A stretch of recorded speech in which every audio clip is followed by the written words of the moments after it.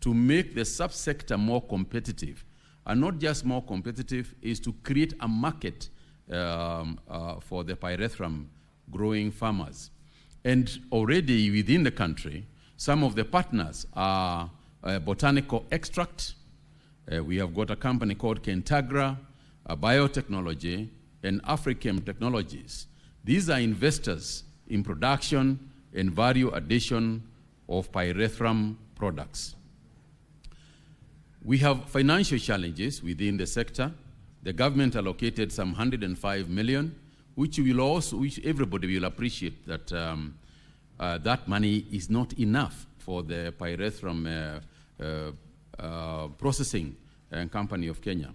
We have got a huge debt portfolio, which has fallen over many years, and therefore we can only use this money for the purchasing of seeds and propagation of planting of seedlings and provision of extension services to farmers. However, we will need your support in terms of getting adequate provisions to revive the industry. But I'm going also to make proposals as I explain, as I answer the question. The issue of addressing the historical issue of delayed payments to farmers is a critical policy reform. Agriculture and Food Authority regulates both private and government players to ensure prompt payments at competitive rates per kilo and based on pyrethrin content as an incentive to return to pyrethrum farming. Mr. Speaker, the reason why a lot of people stopped farming pyrethrum is because A, there was no market, and B, they were not being paid on time. The ministry, through the Pyrethrum Processing Company of Kenya Limited, pays the pyrethrum growers their produce on the basis of pyrethrin content. In an ideal situation, the practice is to advance growers an amount of money per every kilogram of dry flowers delivered to the factory, and the balance to be paid after the content analysis. But to be honest, this is not happening due to cash flow constraints that the company has. The advance is to cushion growers and enable them to manage the agronomic practices to enhance production per unit area. And just, Mr. Speaker, with the document that we have given a pricing. The pyrethrum producer price schedule, which is attached to my answer there. I don't know whether you want me to go through the whole... No, it's not necessary. The whole thing. But let me just highlight one thing, Mr. Speaker, to say that the highest rates that we have paid at the moment is actually in West Pokot at 525 shillings per kilo. And the reason why West Pokot is earning very high rates is because the pyrethrin content within the pyrethrum grown in West Pokot is actually the highest in the country at the moment.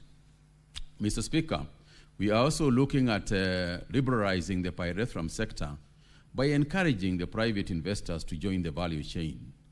You know, the aim here is that eliminating the monopoly previously held by the defunct Pyrethrum Board of Kenya and foster competition, which is expected to lead to better prices for farmers and stimulate growth. We also aim at reducing competition, unnecessary competition from imported pyrethrums. You will recall, Mr. Speaker, that following demands from both this House and the National Assembly, we banned some 77 pesticide products and restricted over 200 others imported into the country. And this creates an opportunity for the pyrethrum industry to start replacing the pesticides that we have banned from outside the country with suitable organic pesticides, because pesticides are still necessary. But we can produce them organically using pyrethrum. So the pyrethrum-based pesticides will provide a good market for our pyrethrum farmers. Mr. Speaker, it is also important for us as a government, and we are encouraging the adoption of modern technologies like solar dryers for post-harvest management to reduce losses. And this has supported the counties with a total of 72 solar dryers. 64 were supplied by AFA in Nyandarua, Nakuru, Bomet, West Pokot counties, and 8 were also supplied by the Pyrethrum processing company in Nyandarua County for demonstration purposes and adoption by farmers. On the third question, Mr. Speaker, that is alluding to the issue of what the government is doing to enhance access by farmers to certified pyrethrum plantlets and extension services, is that the government has been assisting farmers to access pyrethrum planting materials, besides provision of extension services in collaboration with other stakeholders. You will remember, Mr. Speaker, that agriculture is a devolved function, and consequently the extension officers are essentially managed by the counties. And we have got specialized extension officers who work with county extension officers so that they can advise the farmers. The idea is also to provide training facilities for the farmers within the processing company so that they can get the best crop husbandry that is available in the country. And on the planting materials, Mr. Speaker, the ministry, through the Pyrethrum Processing Company of Kenya, propagates clean planting materials in 2 areas, that is in Muguga and Molo tissue culture laboratories through tissue culture technologies. We also distribute clean materials. The Ministry of Agriculture has also distributed standard pyrethrum planting materials to farmers, as alluded to earlier. The issue of extension services is crucial, not just for the pyrethrum growing, but also for all other crops. And this is one of the issues that we have to work very closely with the county governments to provide extension officers. I think, Mr. Speaker, it is also important for us to say at this point that for a long time, the definition of an extension officer has been vague and undefined. And one of the efforts that we are putting forward is that it is a certification of extension officers. Those people qualified to be extension officers should be people who are certified by the Kenya Agricultural Colleges so that they have got certificates that qualify them as extension officers. By so doing, we will make sure that there is a standard in the country for extension officers, including the ones for Pyrethrum. And in the last question, Mr. Speaker, in the issue of the details, to provide the details on the initiatives by the government to secure guaranteed foreign markets, Mr. Speaker, I found several issues within the ministry and within this sector. And to be honest, Mr. Speaker, this has been a very challenging and sometimes frustrating area to deal with in terms of the foreign markets, even though we are exporting. And I will explain why I have said, I've made that statement. The draft crop pyrethrum regulations 2024 under development will provide a framework for the pyrethrum sector, including the requirements for nurseries, processors, and exporters. 2, Mr. Speaker, the pyrethrum products market is segmented, and let me explain this. The US market requires a generation of critical toxicology and efficacy data required by the US regulatory agency, i.e., the Environmental Protection Agency, EPA. The Pyrethrum Processing Company of Kenya is a member of the Pyrethrum Joint Venture, a consortium that includes major stakeholders in the global pyrethrum industry. The government has put in efforts to renew its registrations to EPA. Mr. Speaker, this is important for me. That is a very pregnant statement in terms of our effort to renew, because it elapsed. The renewal, the registration lapsed in the US, and it takes quite some time and quite some money, that we will need in order for us to renew the EPA, registration within the EPA. And only after registration with the EPA, unfortunately for us, it is renewal, not new registration, because the new registration would almost take 2 years. So we are renewing that, and we are putting effort to do so. We have already got somebody an agent who is working on doing so. In the European Union, pyrethrum is regulated under the biocidal product regulation, and the registration is coordinated through the European Chemical Agency, what they call ECHA. Kenyan pyrethrum product has been trading in European markets through a network of distributors. Thirdly, the acquisition of international certification standards for quality products, where the pyrethrum processing company is aligning its processing standards to meet good manufacturing practice. That is known as the GMP. Secondly, ISO. Third, the good laboratory practices standards demanded by global markets.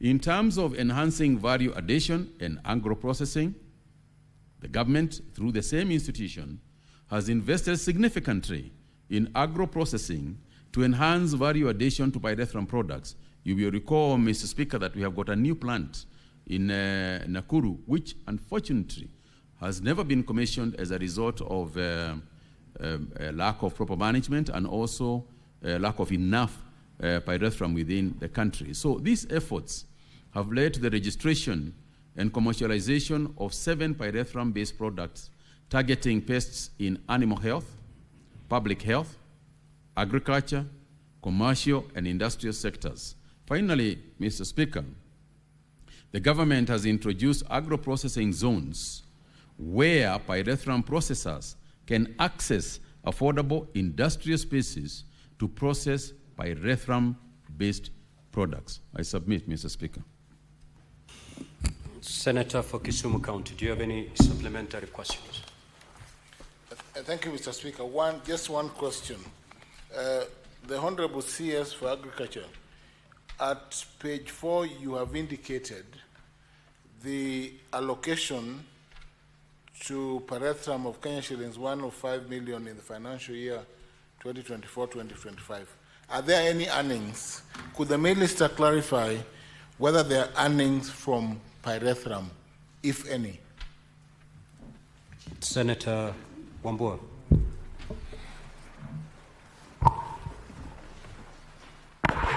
Thank you, Mr. Speaker.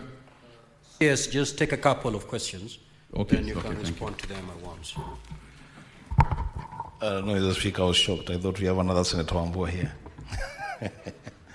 Thank you, Mr. Speaker. Mr. Speaker, the CS has admitted in many words that since the disbandment of the Pyrethrum Board of Kenya in the year 2013, the crop has walked a very painful journey towards being an orphaned cash crop. The Speaker, he has also admitted that there is global demand for natural insecticides, and pyrethrum would really fit that bill.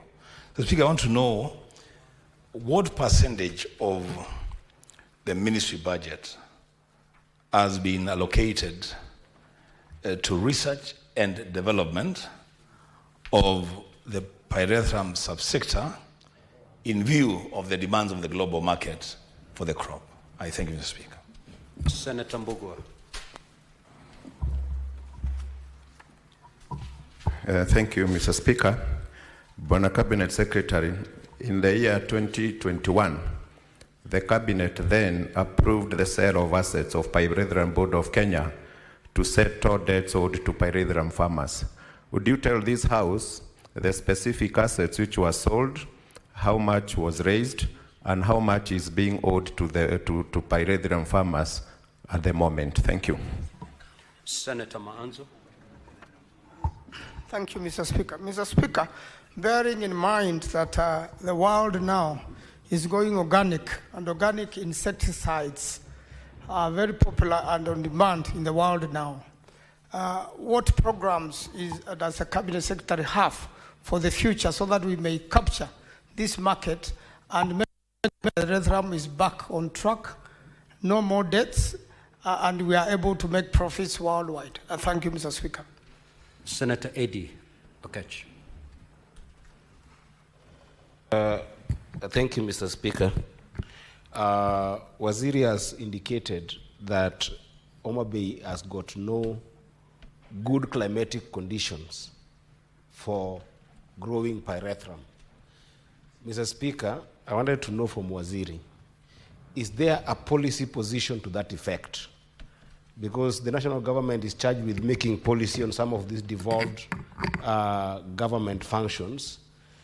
Is there that policy that has been established to that effect, and has that policy been communicated to counties? Because the purpose for that question is, we have seen Homa Bay County budget lines having pyrethrum as a cornerstone for agriculture in that area. Even in Migori County, there has been indication for growing pyrethrum.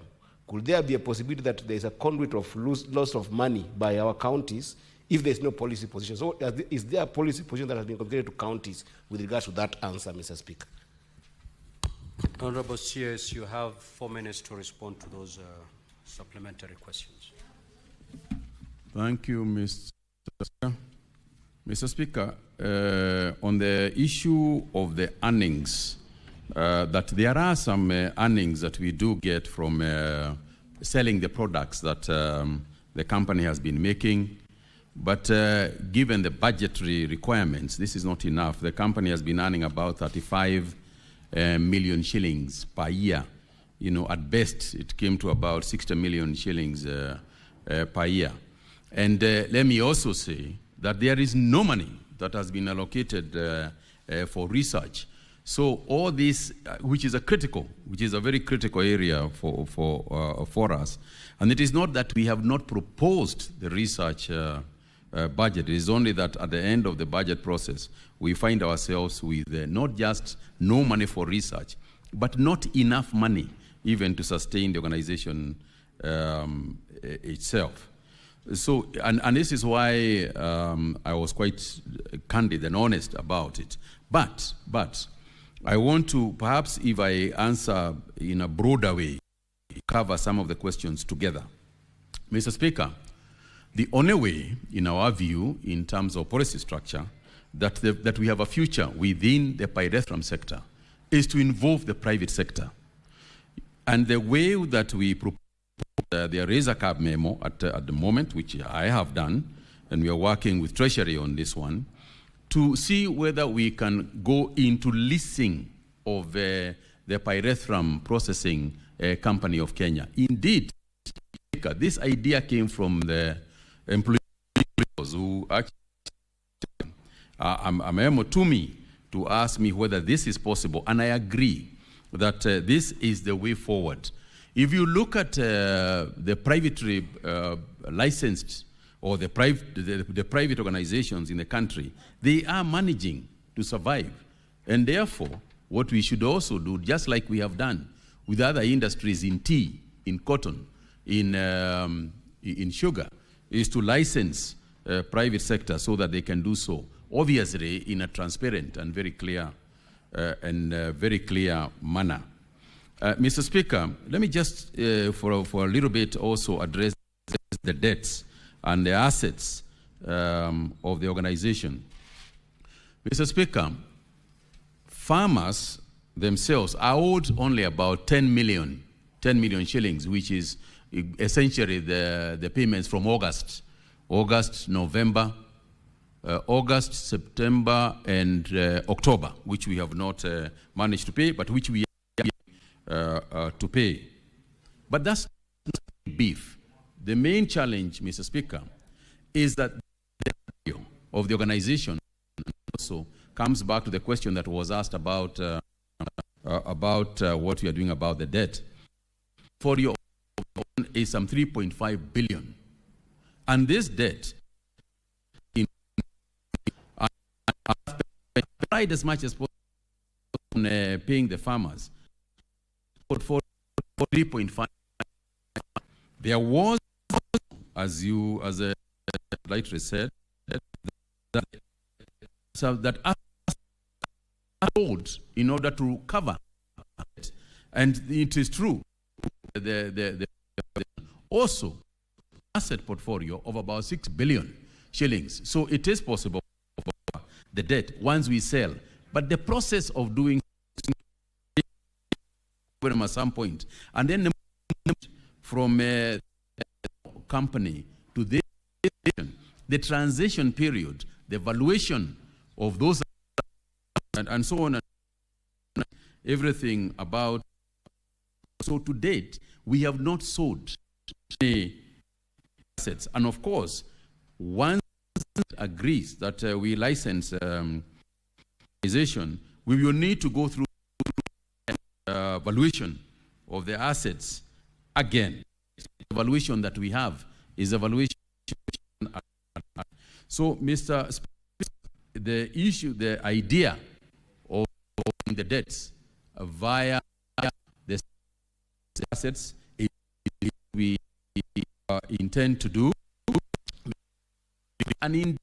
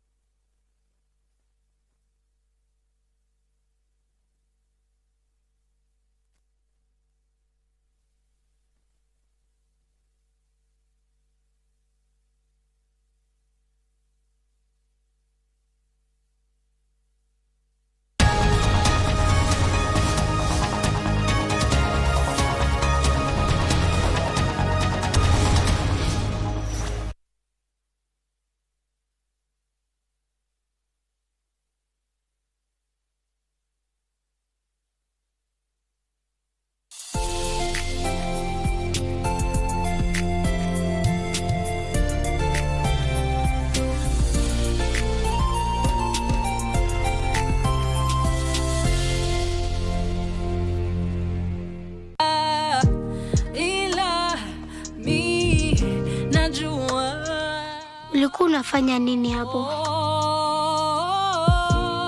Breaking news. Hii utapenda. Ni nini? Hivi timbi ndo sipendi. Kwani kwa home ni shida? Hawa watu naogopa hapa, kila mtu ako na shida zake na siri zake. Inaniuma kuona Josh akiwa na stress hivi. Nitapoteza. Na ndio maana unafaa kuwa strong.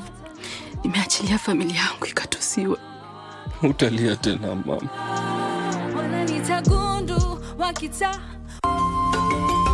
The main wing houses our radiology department and wards, and the smaller wing is our cafeteria and the prayer room. Hey, this way. There's even a prayer room here. Yes, many people here are religious. Everyone here really likes Chinese doctors. Many people have traveled from far away just to be treated by your Chinese teams. How much? 5. 5? No. Wow, wewe ni mrembo sana. Unajua mimi na wewe tutashirikiana vizuri sana. Get ready to feel the rush of the open road. From 19th till 23rd November, the African Road Cycling Championships come to Kwale County. Watch Africa's fastest cyclists from all over the continent battle it out on Kenya's stunning coast. Be there to cheer the champions or catch every thrilling moment live on TV. Don't miss it.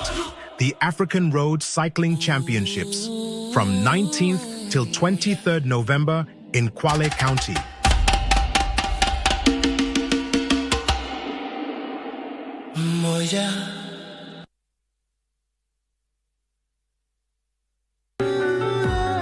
I just don't understand why you won't tell me anything. I have a right to know the truth. She assures me that Lucia is still crazy over heels about you. Stop beating around the bush. Rodrigo is in serious trouble. I'm tired of you pressuring me with that? I already told you that if it takes longer than you planned, I'll finish the damn tests. All right, I get the message. You have started a snowball rolling that you cannot stop. Huh? Getting married is the best solution. You cannot force me to do this, okay? Marcelo Escalante has been flirting with me openly.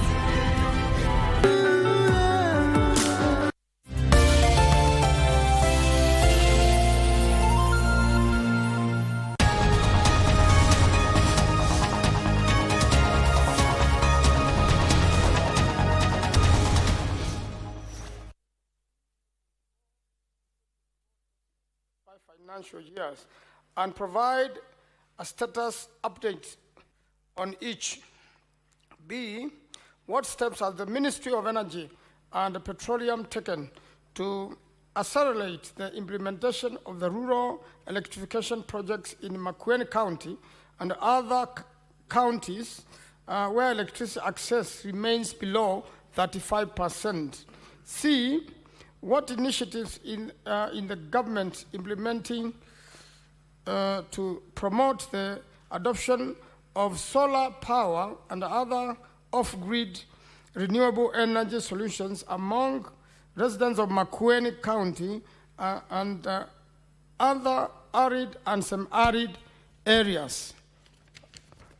Finally, Mr. Speaker, D, could the Cabinet Secretary also outline the government's plan to harness solar and wind energy for electrification generation and integration into the national grid, particularly in Makueni County and other arid and semi-arid areas? I thank you, Mr. Speaker.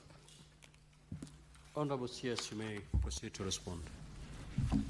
Thank you very much, the Honorable Speaker. I wish to respond or to answer the question number 105 and to put it in context, Honorable Speaker.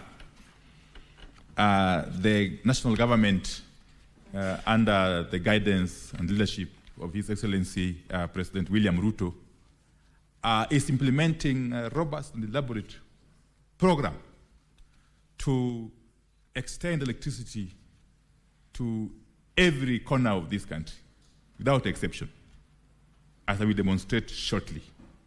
As a matter of fact, Honorable Speaker, from August 2022 to now, more than 1.2 million additional households countrywide have been connected to electricity. Makueni, of course, being part of that package. Honorable Speaker, during the financial years 2023, 2022-23, 23-24, and 24-25, the government has been able to allocate some Kenya shillings 2.03 billion for Makueni County under the last mile electricity projects, targeting some 18,320 households. A total cost of Kenya shillings 882,581,888 has been committed through REREC for implementation of some 139 projects. The list of these projects, Honorable Speaker, is provided under Annex 1, showing both the approved budgets and their current implementation status. There was a further 4 projects whose survey and design phases were completed and had been earmarked for implementation, but owing to resource constraints, could not be implemented as scheduled and were therefore deferred to the financial year 25-26. Honorable Speaker, Annexes 2, 3, 4, and 5 provide the details of the projects that have been implemented and those that are planned in Makueni County, including their constituencies and design status. Part B, the government of Kenya, as I've said, through the Ministry of Energy and Petroleum, continues to implement various programs aimed at accelerating electricity access in counties where connectivity remains low, including Makueni County. To address funding constraints and expand rural electrification coverage, the government is pursuing additional financing from development partners to scale up ongoing initiatives under the Last Mile Connectivity Project and other complementary programs. In particular, the African Development Bank financed Last Mile Connectivity Project Phase 3, which is currently under procurement, targets some 35 counties across the country, focusing on areas with low connection levels. Under this program, Honorable Speaker, Makueni County has been allocated approximately Kenya shillings 185 million, which will facilitate the construction of new low voltage distribution networks and transformer installations to connect hundreds of households. The ministry is also working closely with the Kenya Power and REREC to optimize available resources, rationalize existing infrastructure, and implement grid intensification and extension works to ensure equitable across all counties. Honorable Speaker, the table that follows, of course, shows the summary of the last mile connectivity projects in Makueni County, with the amounts and the respective number of households. Part C, Honorable Speaker.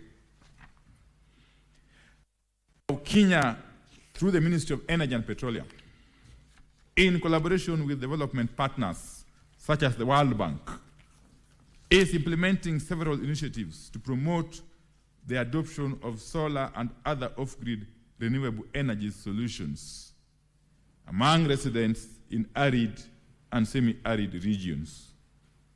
One of the flagship programs under this effort, Honorable Speaker, is the Kenya Off-Grid Solar Access Project, famously referred to as KOSAP, which seeks to expand access to modern energy services in areas that are not viable for grid extension in the short term at a cost of US $150 million. The project targets 14 undeserved counties, as I've said. And these counties are Garissa, Isiolo, Kilifi, Kwale, Lamu, Mandera, Marsabit, Samburu, Tana River, Turkana, Wajir, West Pokot, Narok, and Taita Taveta. The objective of KOSAP is to provide renewable energy access to approximately 37,107 households and 343 public facilities, including schools, health centers, and administrative offices, through solar mini-grids, standalone solar systems, and clean cooking solutions. Although, Honorable Speaker, Makueni County is not among the 14 counties targeted under the initial KOSAP phase, the government continues to explore the expansion of similar off-grid renewable energy interventions to other counties with low access levels. In parallel, REREC is also implementing standalone solar systems and mini-grid projects across non-grid areas, complementing national electrification efforts. These initiatives collectively contribute to the realization of universal electricity access by the year 2030, as outlined in the Kenya National Electrification Strategy. Part D, Honorable Speaker, the aim of the ministry is to diversify the country's energy mix to ensure that we meet the rising demand for electricity. The current energy mix, Honorable Speaker, is as contained that follows. I note, Honorable Speaker, that future possibilities based on the available information to tap into available renewable energy resources, in particular solar and wind, which I note is available in Makueni and various other areas in the country, and the ministry is in the process of exploiting the same. Secondly, Honorable Speaker, the ministry is transitioning to renewable energy auctions that will encourage the private sector to invest more into solar and wind resources and sell their power at competitive prices. These initiatives will ensure that we harness more power from solar and wind and diversify our energy mix. Honorable Speaker, let me hasten to add that finally the National Assembly, which is part of this parliament, has lifted the moratorium that was imposed by the same House some time back. And therefore, as a ministry and our respective implementing agency, that is Kenya Power, we are now more than free to engage in negotiations with the prospective independent power producers. This will go a long way in addressing the shortfall and indeed to attract more investments locally and foreign. Thank you, Honorable Speaker. Honorable Manzo, do you have any supplementary questions? Yes, Mr. Speaker. I want to thank the Cabinet Secretary for the effort he has made, and he has clearly indicated that Makueni County doesn't have a budget on part of the solar powering. Recently, Mr. Speaker, the President, while in Qatar, talked about power rationing, and I believe this was with the advice of the Cabinet Secretary. Could he highlight, and when this power rationing happens, when will the people of Makueni be in a blackout so that we can plan ourselves much earlier, Mr. Speaker? Honorable CS, just wait for a couple of questions, then you can respond to them at once. The Senator for Nairobi City County, Senator Edwin Sifuna.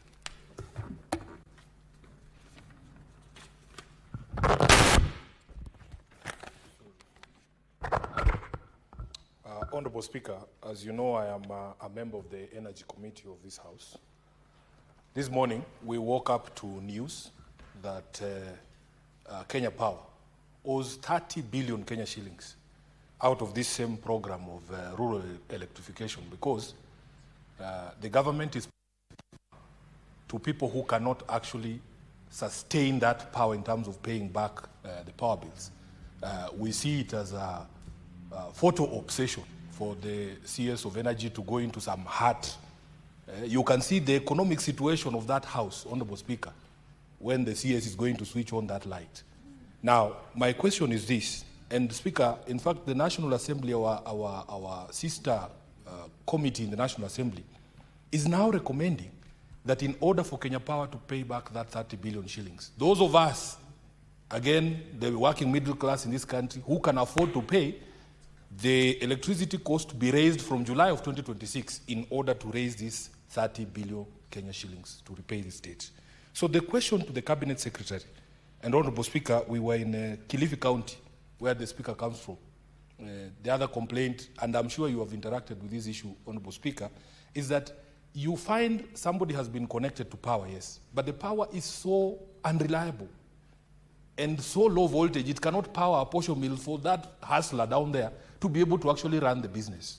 So the question to the Cabinet Secretary, as you push this power to these people, what plans have you as a government put in place to ensure that the people you are connecting that power to, after they get the infrastructure, are in an economic situation where they can actually pay their power bills?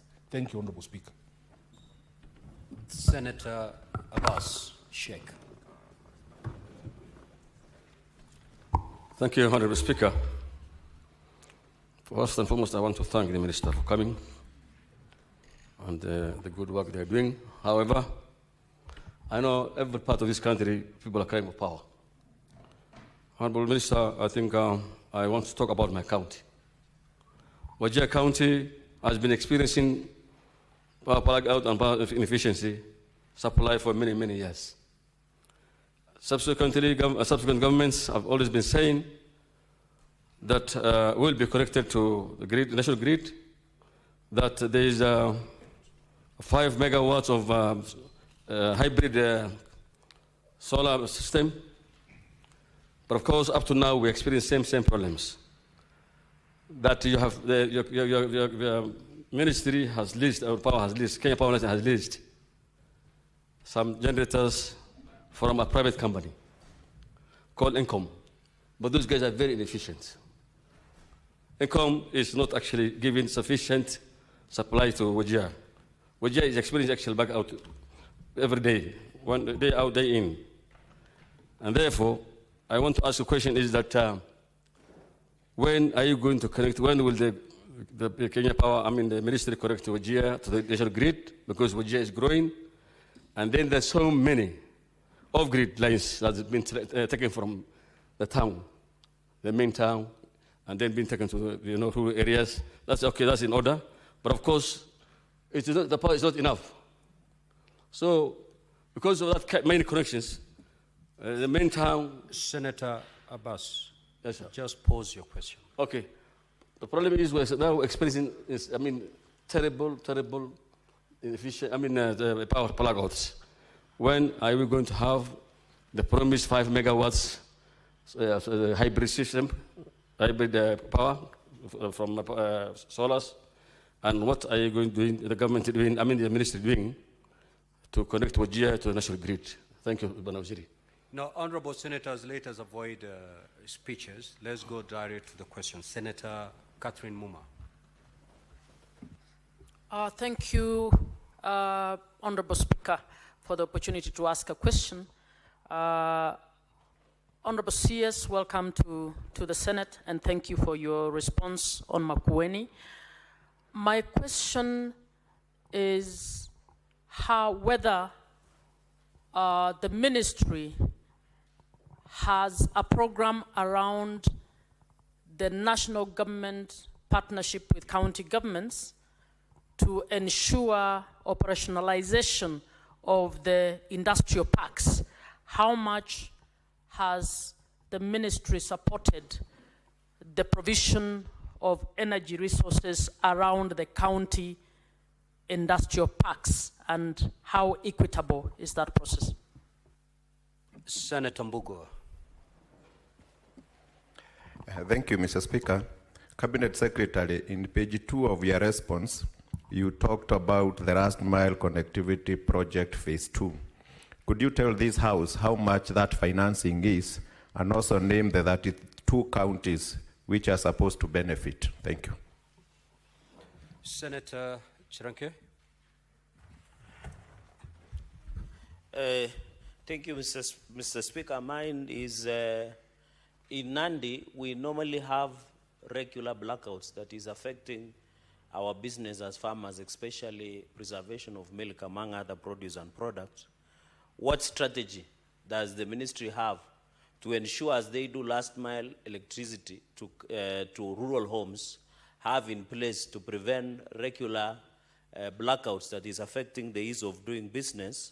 And in addition, because it's one question, how much has been allocated to Nandi County to ensure in this financial year for rural electrification to many areas in Nandi County? I thank you, Mr. Speaker. Senator Consolata. Thank you, Mr. Speaker, sir, for the opportunity. Bwana CS, thank you very much for your presentation. My question is based on what mechanisms of sustainability have you put in place to maintain and sustain these gadgets? Because you find that even down at the grassroots where I come from, Bungoma County, most mama mbogas are suffering because of regular power outages. Thank you. Senator Mandago.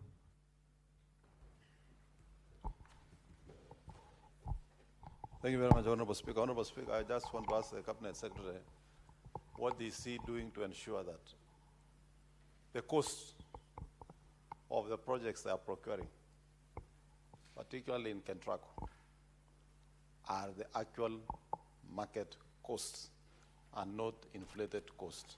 And what are you going to do to resolve the matter that has been hanging around between the court and Kenya Power about the meters that is affecting the connections of rural projects?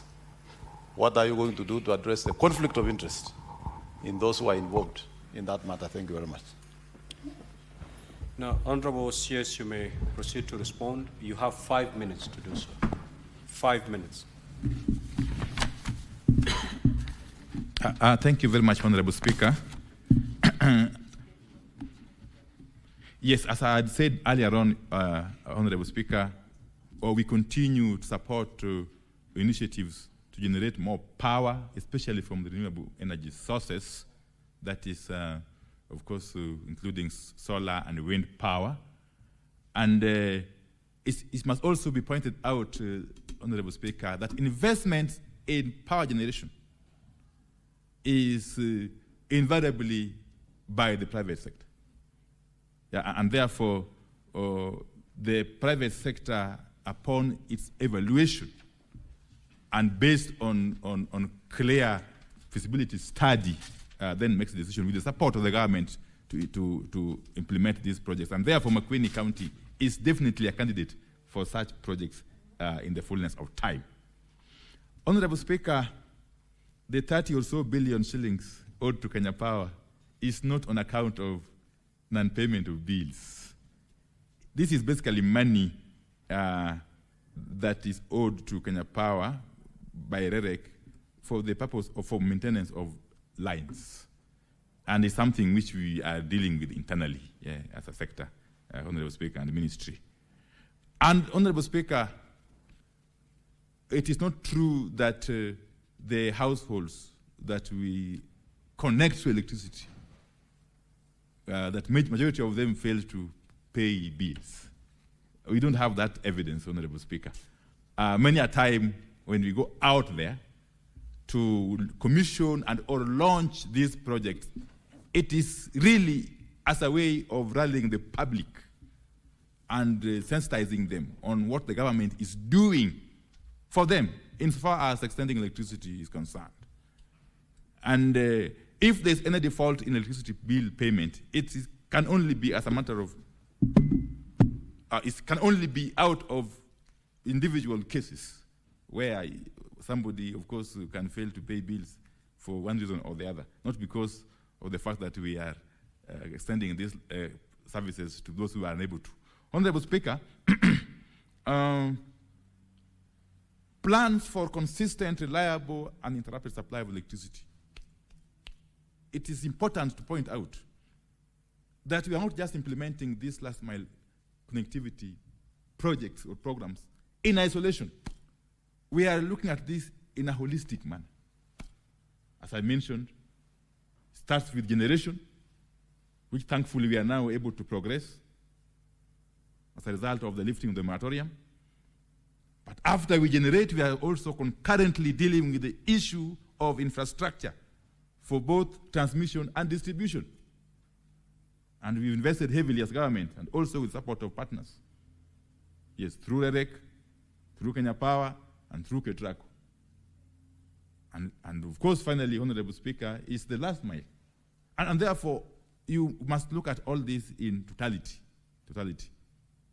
And all these contribute eventually to a supply which is reliable, consistent, uninterrupted, and more importantly, cost-effective. Honorable Speaker, Wajir County, we have been in touch with the leadership of Wajir County and working very closely with them. We know there have been challenges, especially Wajir Town, as a result of a breakdown in one or two generators that supply that town. I have personally, we've been in touch with the Governor Ahmed Abdullahi and my good friend, the Honorable Member for Wajir East, Honorable Daudi. And we have worked very closely, and I'm happy to report that the restoration of power to normalcy in Wajir town and environs is almost complete. But more importantly, Honorable Speaker, we have got in plans a robust and what I would say transformative project that is going to ensure that we have got a hybrid system in Wajir town, okay? A hybrid system, Honorable Speaker, that will supply some 6 megawatts of electricity to Wajir town and environs which is comprising of a solar PV and a battery storage system, to the tune of almost 2.8 billion shillings. Almost 2.8 billion shillings.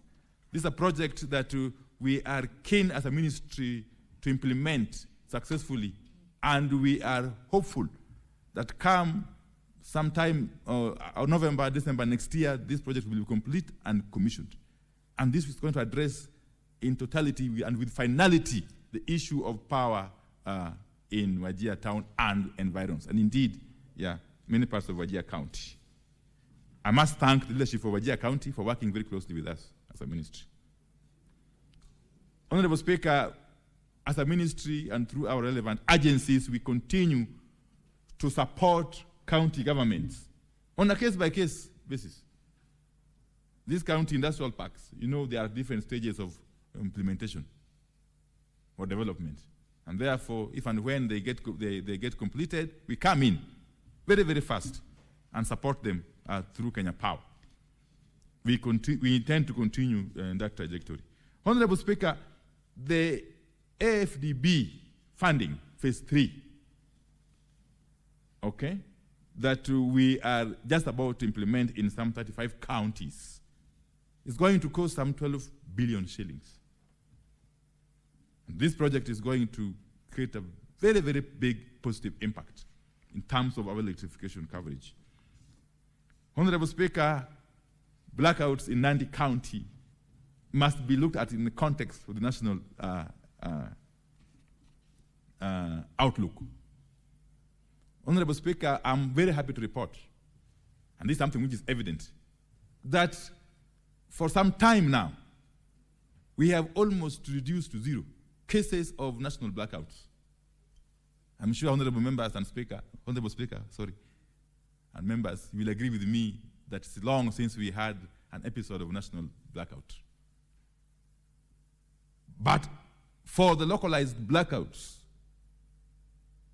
if and when they occur, we have put in place elaborate systems and mechanisms to ensure that the response time is as short as possible, and that electricity is restored the soonest possible once these blackouts occur. But these localized blackouts, Honorable Speaker, can be attributed to very many factors, but chief of which is the vegetative growth, the trees that sprout and grow along the way leaves. We have worked closely with Kenya Power, and in the past few months, a lot of efforts have been put in terms of cutting down these trees, and this has reduced significantly the number of blackouts. And where the localized blackout is as a result of constraint in the supply, of course, I've said we are implementing a very comprehensive project to ensure that we have got adequate supply in the grid going forward. And this, of course, deals with the issue of Bungoma County and many other places. Honorable Speaker, the question by Honorable Senator Mandago, of course, it's not specific in terms of the cost of procurement by KETRACO, but I must report to the House, Honorable Speaker, that as a ministry and working closely with our entities, we want to ensure and strive to ensure that there is cost, there's value in every procurement project, Honorable Speaker. There is no problem so far on the matter of meters procurement by Kenya Power. Any small hitches that were there have been resolved, and Kenya Power is on course to have these meters in stores for use by Kenyans, Honorable Speaker. Thank you. Nandi County, of course, has been allocated. You've responded to Nandi County. That's been allocated 1.349 billion shillings, which is under implementation. And this is going to connect some 19,000 households, additional, Honorable Speaker, in Nandi County. Thank you. Thank you, Honorable CS. We will now move to question number 123 by Senator for Tharaka Nithi County, the Honorable Mwenda Gataya. Now, this question will take us to 11:14. Honorable Senator, you may proceed to ask your question. Thank you, Honorable Speaker. Thank you. Honorable Speaker, thank you for this opportunity. Honorable Speaker, I would request to know from the Honorable Waziri, what specific measures is the government taking to address the frequent power outages affecting Tharaka University in Tharaka Nithi County and its environs? But to Honorable Speaker, could the Cabinet Secretary also outline the Ministry's long-term plan to improve power supply infrastructure and ensure progressive realization of universal electricity connectivity in the specified area, as well as across Tharaka Nithi County, and indicate the projected timeline for its implementation? Thank you. Honorable CS, you may now respond. Thank you very much, Honorable Speaker. I'll proceed to answer question 123. And I'm also, Speaker, from the outset happy to report that I have had a chance to visit Tharaka Nithi County. Specifically in July, I was in Tharaka constituency and did extensive tour to inspect the ongoing works so far as electrification is concerned.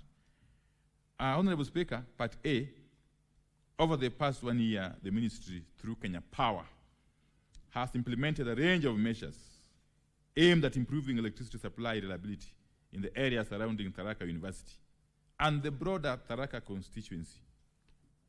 As a way of a background, Honorable Speaker, electricity supply to the region is delivered via the extensive 33 kV Marimanti feeder.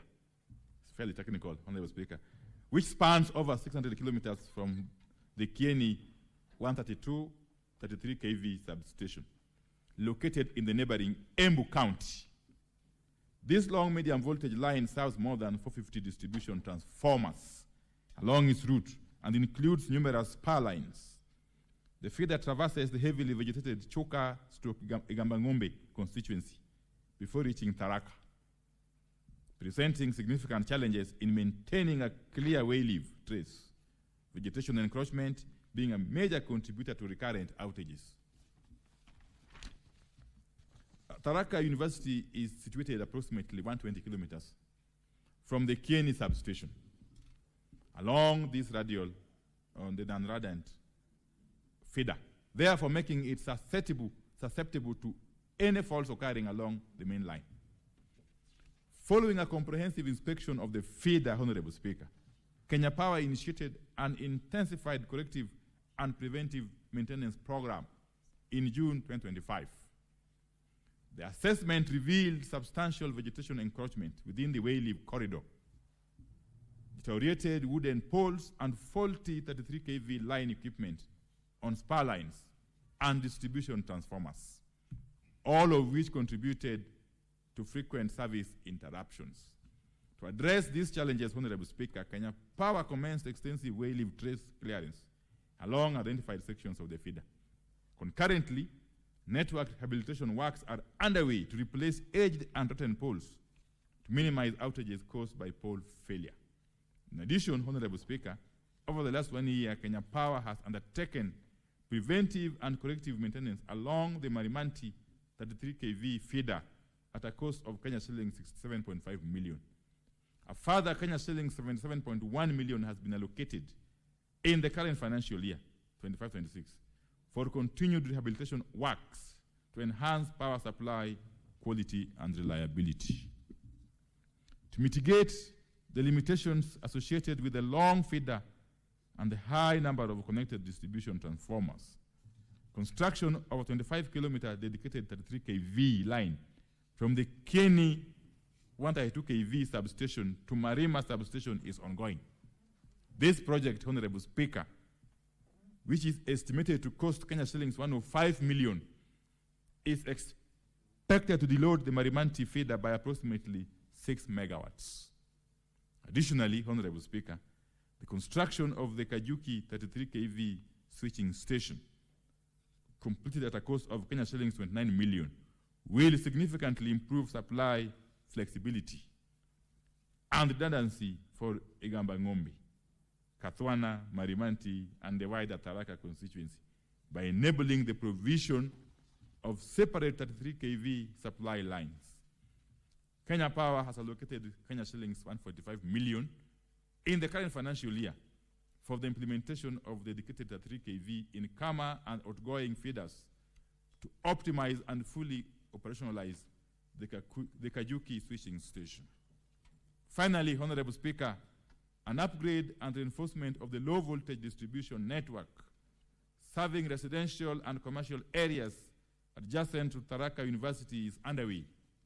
This project, costed at Kenya shillings 14.92 million, has been prioritized for implementation within the next 8 weeks.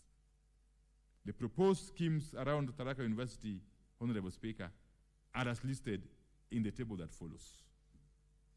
These short and medium-term interventions, Honorable Speaker, will offer our customers, indeed the people of Tharaka Nithi County, quality and reliable power supply. Part B, Honorable Speaker, the Ministry through Kenya Power and REREC has established a comprehensive long-term framework to enhance electricity distribution network and attain universal access in Tharaka Nithi County. This framework, Honorable Speaker, principally anchored on the last mile connectivity program and is further reinforced by complementary initiatives financed by the government of Kenya and various development partners.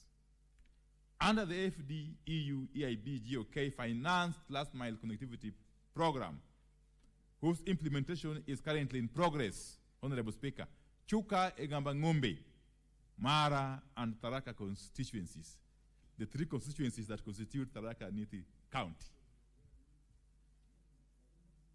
have collectively been allocated approximately Kenya shillings 966.5 million. This funding is intended to connect additional 9,277 households. The project scope encompasses the construction of new low-voltage single-phase distribution lines, installation of service cables, and provision of electricity meters to households situated in proximity to existing transformers. The table that follows depicts a summary of the allocations to the county. Honorable Speaker, thank you. Honorable Mwenda Gataya, any supplementary questions? Honorable Speaker, I think I'm comfortable with that comprehensive answer given by Honorable Waziri, but I've received concern from a resident in the Tharaka constituency. That resident would want to know the current percentage of electricity connectivity, especially in the Tharaka constituency, and the timelines to achieving 100% connectivity by the year 2030. That's a concern from a resident in the Tharaka constituency in particular. But I'm comfortable with the comprehensive answer that the Waziri has just given. Thank you. Senator Manzo. Yes, sir. On the issue of power outage, could the Cabinet Secretary clarify how long averagely it takes to replace power outage, especially now where Moidibingu meets University Way? All those buildings and commercial enterprises have had a power outage since yesterday, and up to now, nothing has been replaced. So how long do you take to replace power outage, especially or blackout? Like an example of today and yesterday is where Moidibingu meets University Way. All those businesses have been without power since yesterday. Is there power rationing in the country currently? Thank you, Mr. Speaker. Senator Joe Newton. Thank you, Mr. Speaker. I will make reference to question number 1 by question number A by the Honorable Senator for Tharaka Nithi about power outages, Mr. Speaker. And although the Senator asked about power outages around Chuka University, but Mr. Speaker, this is a problem that we are having around the country. And the CS has actually gone to details and explained about connectivity and, assured of quality and reliable power supply. But my question to the Honorable CS is, exactly what is your ministry doing to see to it that we have stable power supply? And I ask this because no less a person than the President has actually admitted that there is power shedding, meaning that we do not produce enough power for our country. Have you ever considered nuclear energy so that we may have constant power supply in the country?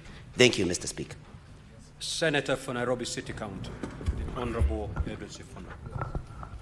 Mr. Speaker, immediately I heard the President speaking about this load shedding.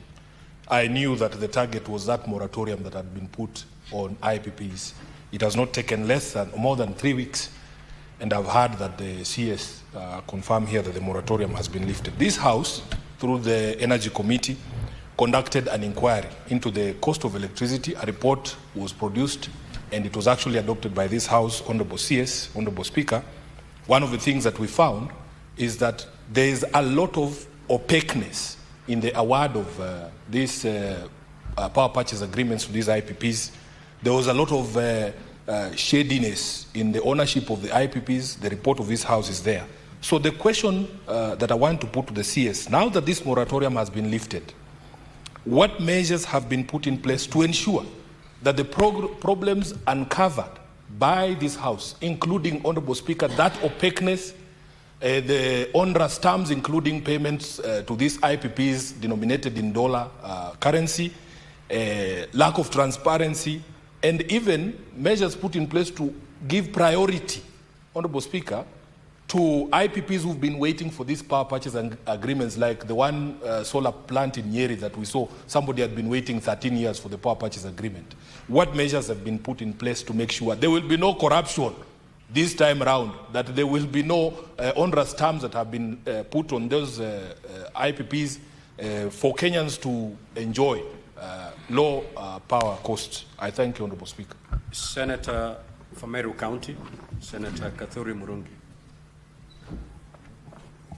Thank you, Honorable Speaker, and I want also to take this opportunity to welcome my brother, CS for Energy in this House. Honorable Speaker, I served with him for 10 years in the National Assembly. So when I see him here, I'm very proud that we are really also progressing to other tasks in this country. And I hope also in the near future will also be in another level, maybe, since we are progressing positively, not negatively. So, Mr. Speaker, Meru County, Mr. Speaker, the connectivity in Meru is very low, especially in some constituencies. And I saw also the PS in one of the constituencies. Igembe North has 19.2% of households that are connected. Similarly, Tigania East, 19.4%, Tigania West, 24%, Igembe Central, 22.3%. I'm aware that there is a money set aside for Meru connectivity, electricity connectivity at 2.4 billion. But going with these statistics, Honorable CS, I don't think we can do much in that county because the figures, as I've read, you can see we have a challenge. So what is the ministry doing to make sure that these constituencies with low connectivity at least match up to 50% of the households to be connected by 2027?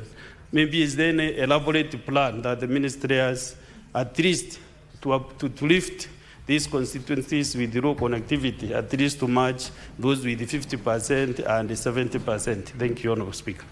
Senator for Nandi County, the Honorable Samson Charanke.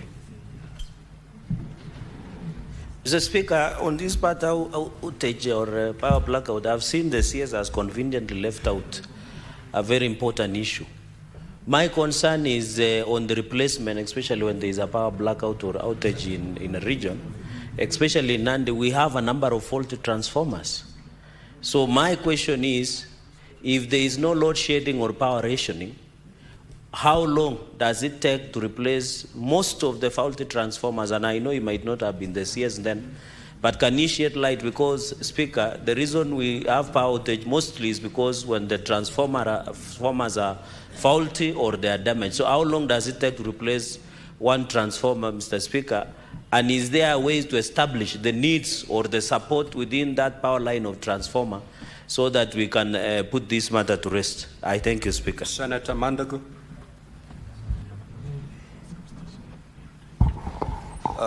Thank you very much, Honorable Speaker. I just wanted to ask the CS, what is the national average connectivity for the country, and how does Tharaka Nithi compare to Murang'a Nyeri, Meru, Kiambu, so that we can have a fair comparison of the west and the east of the mountain in terms of connectivity, Honorable Speaker. Honorable CS, you may now proceed to respond.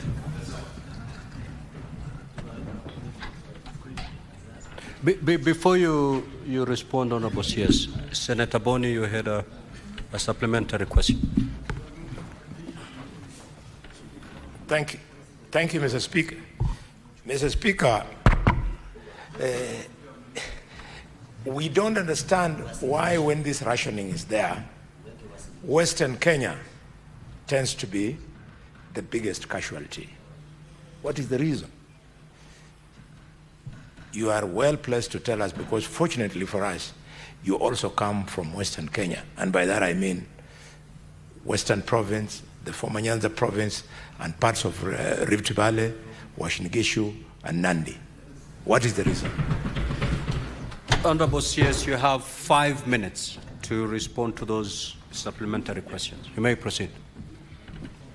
Thank you very much, Honorable Speaker.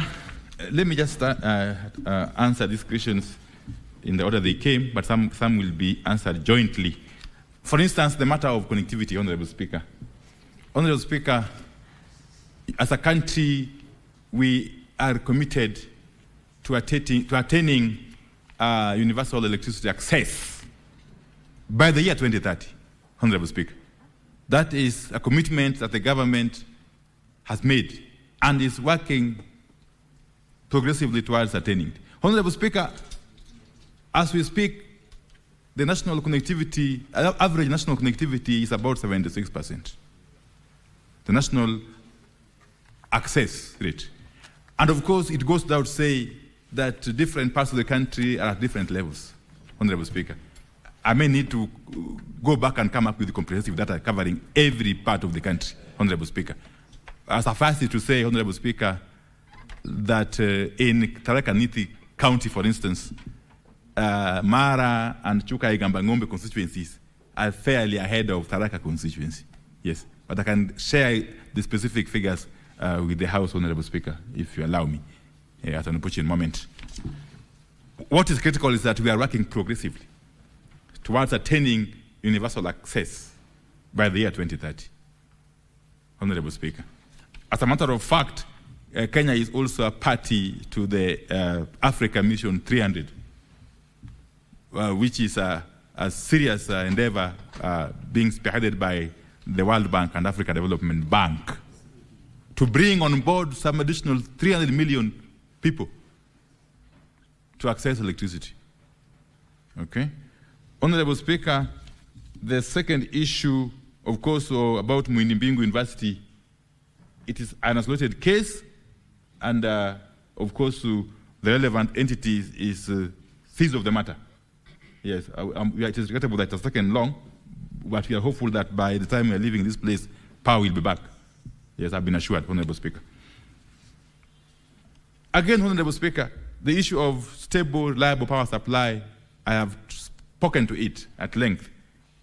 And I've said that we have a number of initiatives that we have embarked on, including the nuclear energy power that Senator Nyutu talked about. For the first time, this country is looking at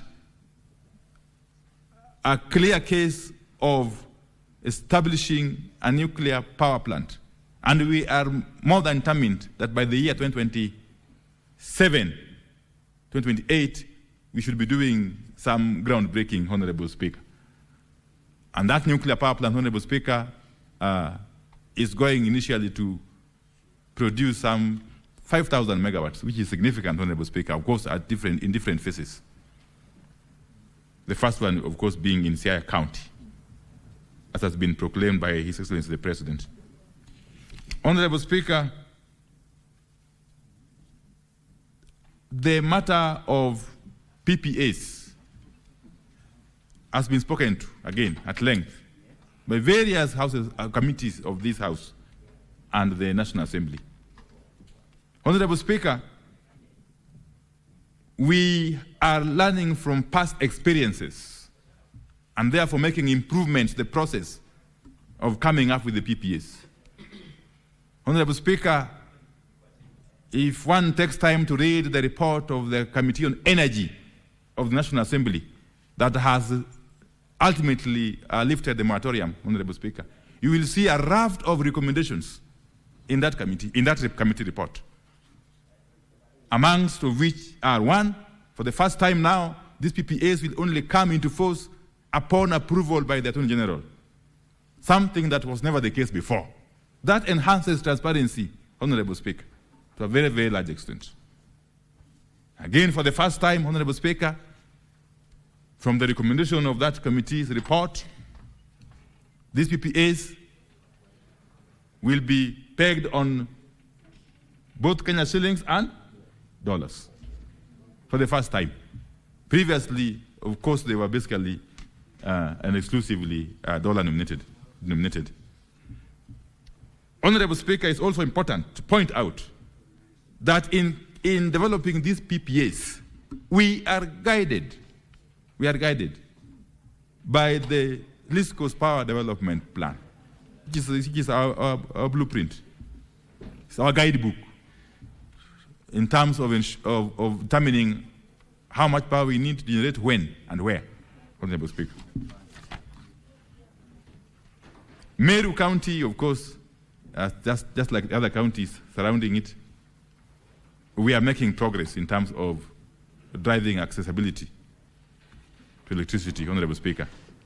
And we have allocated some 2.3 billion shillings, Honorable Speaker, which we are currently implementing to connect some 27,500 or so households additionally to electricity. Again, the matter of fault transformers in Nandi County is not isolated. We are working closely through our Kenya Power entity to ensure that these replacements, when they are due, they are done. But more important, Honorable Speaker, we continue to have very robust engagement with political leaders, especially members of parliament, from time to time. Since they are the people's representatives, we get to understand what is the feelings of the people on the ground.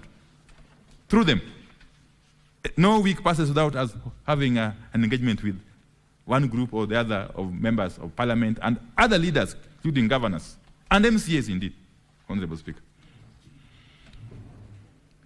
The matter of Western Kenya, Honorable Speaker, again, we are alive to it, and we have put in place very, very deliberate measures to address the issue of power and liability in Western Kenya, just as we do for the rest of the country. A number of transmission lines are currently under implementation, and a number of improvements, including upgrading of substations. I can count very many of them, Honorable Speaker, if at that time. But I could share with you and the House more comprehensive information and data concerning these improvements, these projects that we are implementing to ensure that Western Kenya, just like any other part of the country, is serviced adequately and appropriately and consistently by Kenya Power and our other relevant agencies. Thank you very much, Honorable Speaker. Thank you, Honorable CS. Now, Honorable Senators, we will terminate our interaction with the CS at that. Honorable CS, you may leave at your own pleasure. We will now move to question number 043 by the Senator for Nairobi City County, which is directed to the CS in charge of lands. Clerk, can you usher in the CS in charge of lands, please?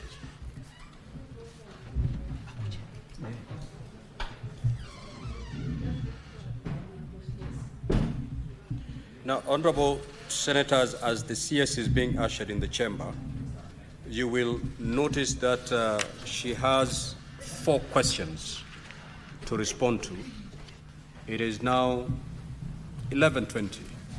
Now I'm going to allocate 20 minutes per question, meaning we will interact with the CS for 1 hour and 20 minutes. That is inclusive of the CS responding and also honorable senators asking supplementary questions.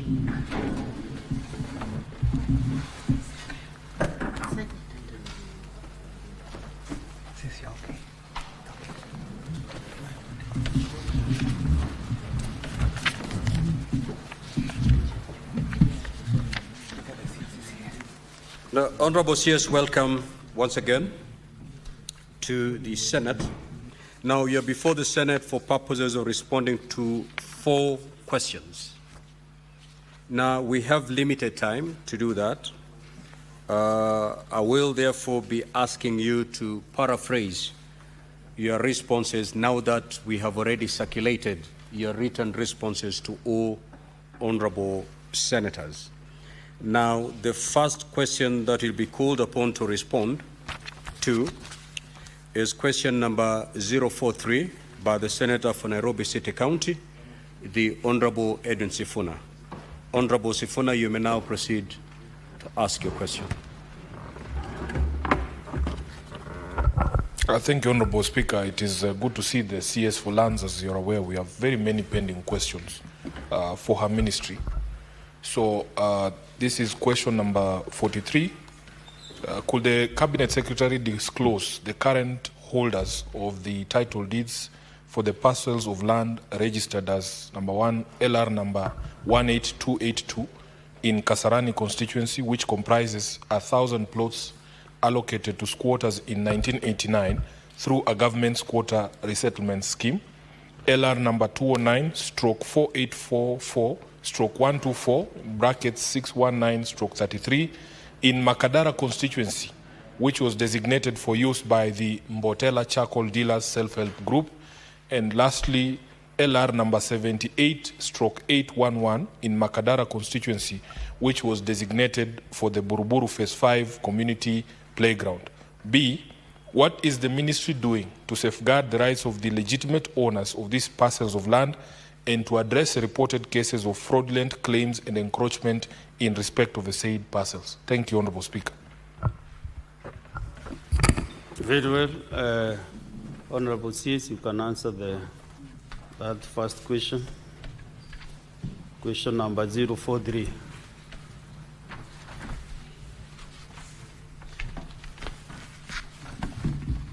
Thank you, Honorable Speaker. Directed by the former chair, maybe you didn't need to read this document verbatim. It's a big volume, so maybe you can paraphrase and go to exact points where you think the member for Nairobi will be able to understand. And also you can help you a bit to know whether maybe he is satisfied or not, then also it is important, since he also has familiarized himself with the response. Proceed, Honorable CS. Thank you, Honorable Chair. I think the volume is because of attachments that are quite a number.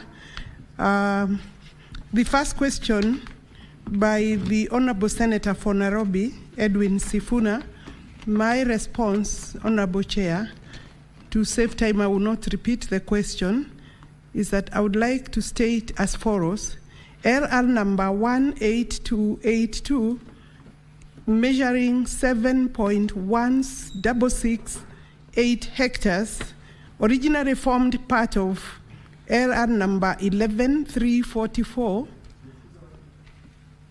measuring 2277 hectares. It was registered in the name of City Council of Nairobi. In 1992, the City Council of Nairobi leased that number, that land parcel 18282 to Messrs. Broadway Limited. That was in 1992. The land was leased for a term of 9 years, with effect from 1st of April 1992 at an annual rent of 88,000. And we put the lease document as an annexure to this response. Honorable Speaker, the lease document between the City Council of Nairobi and Broadway was registered at the Land Titles Registry at Nairobi on 30th August 1993. On the same day, 30th August 19 on 30th August 1993, there is a charge there.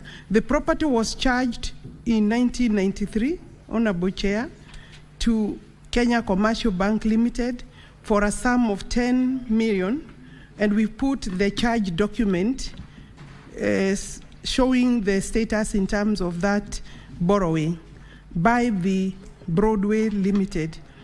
On 26th of September 2024, the State Department for Lands and Physical Planning received a letter from the Director Assets Recovery Agency stating that the agency was conducting investigations into suspected case of money laundering in respect to, I believe, of the company that is the registered owner of this parcel, one on the properties in question, and the parcel number was therefore put under caution or restriction under Section 76. Honorable Chair, we have put in the letter in respect of that request by the Assets Director for Assets Recovery, and therefore the property is still registered, however, in the name of Broadway, because the question in terms of asset recovery was about investigations into money laundering aspects by the company. I want to state that that is the current status of that parcel, and we have not yet lifted the restriction, and because no request has come, I believe the investigations in terms of, in respect of money laundering are still going on. That is the respect. I believe that was the last question in that respect. I don't know whether the Makadara one, I'll wait for, yeah.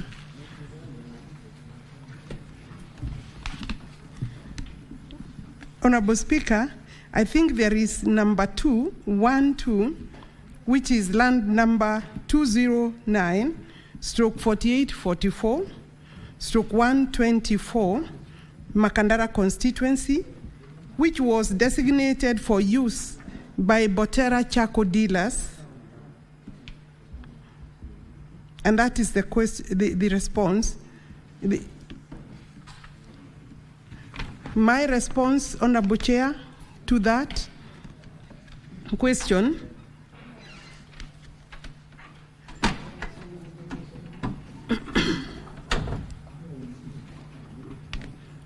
in this respect of this question, Honorable Chair, we have a survey plan. The acreage is 0.2926, that is page 2 of my response, the last paragraph. The land is measuring 0.2926 hectares, and it is depicted on survey plan number FR 310/52. A copy of the survey plan has been attached for that, as part of the exhibits in this particular matter.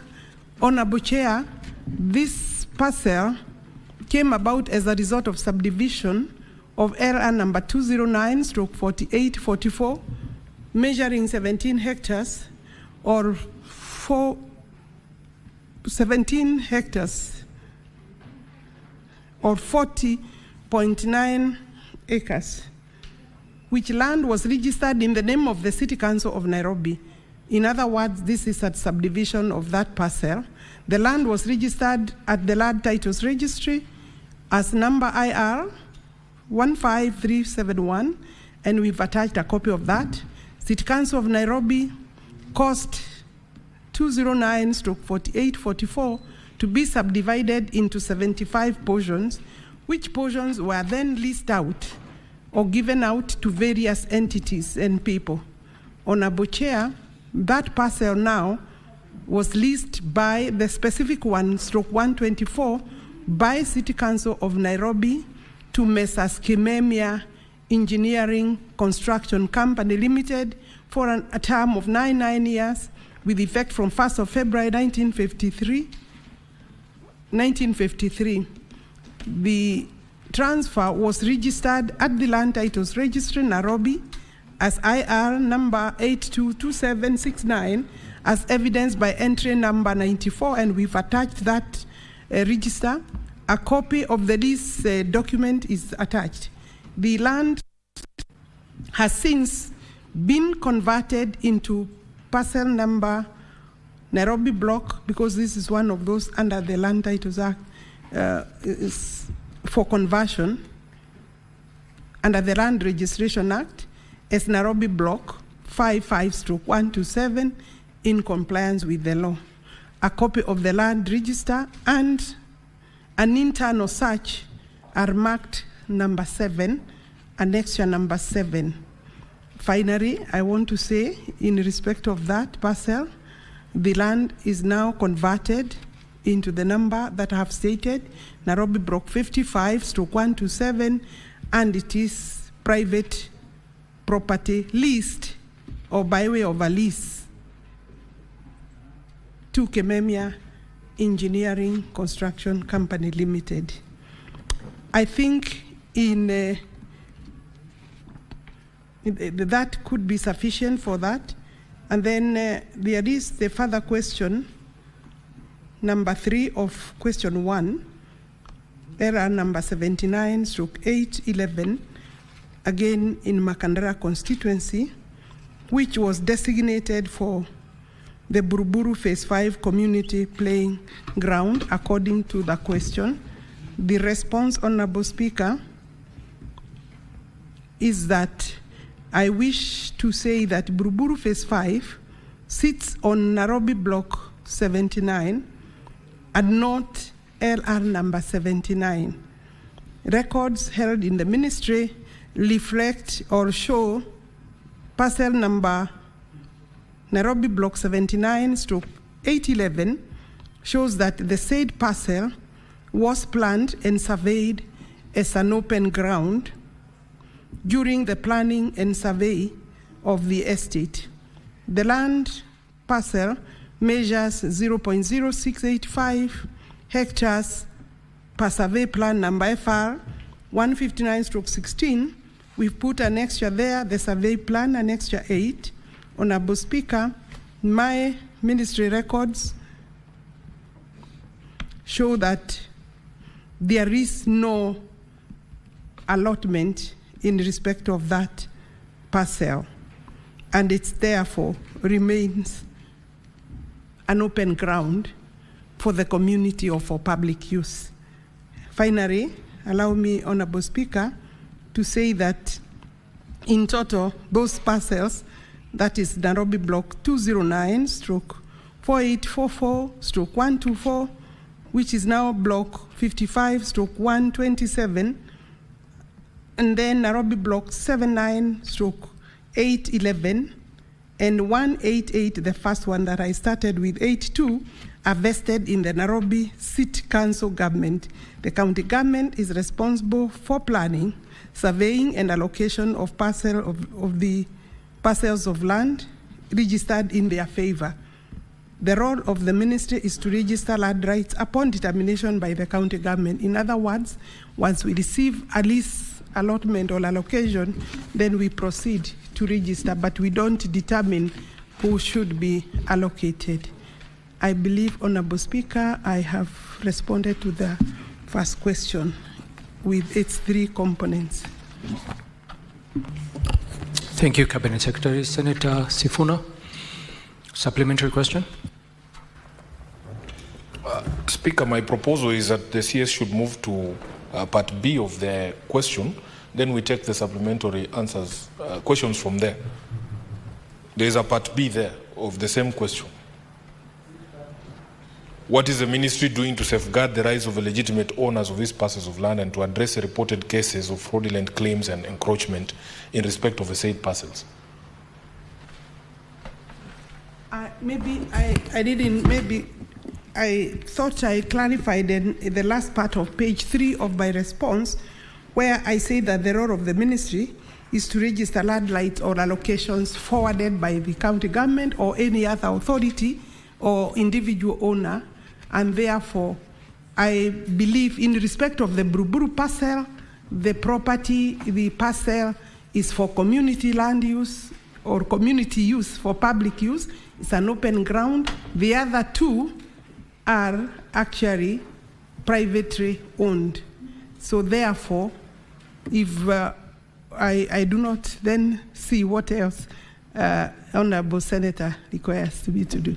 I thought the main concern is whether they are still held, how the holding, the property held, do I am able to demonstrate the registered owners. And then the last one is in the name of Nairobi City Council. Basically, it's an open ground, and obviously it can be subject of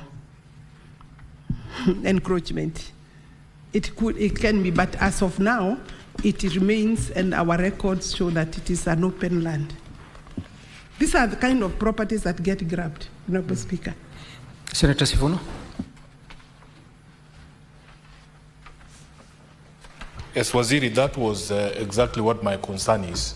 And I was going to request that there is what the ministry knows in the office, that this plot in Buruburu Phase 5 is an open ground, but then there is what is on the ground itself. I was going to request, Honorable Speaker, that the CS dispatches officers from her office to go and ascertain whether the position that she has reported here about the piece of land remaining an open land, a play area for the residents, is actually factual on the ground. Because we are looking at her ministry. When we see encroachment there, some of these people move around with pieces of paper purporting to be from the ministry.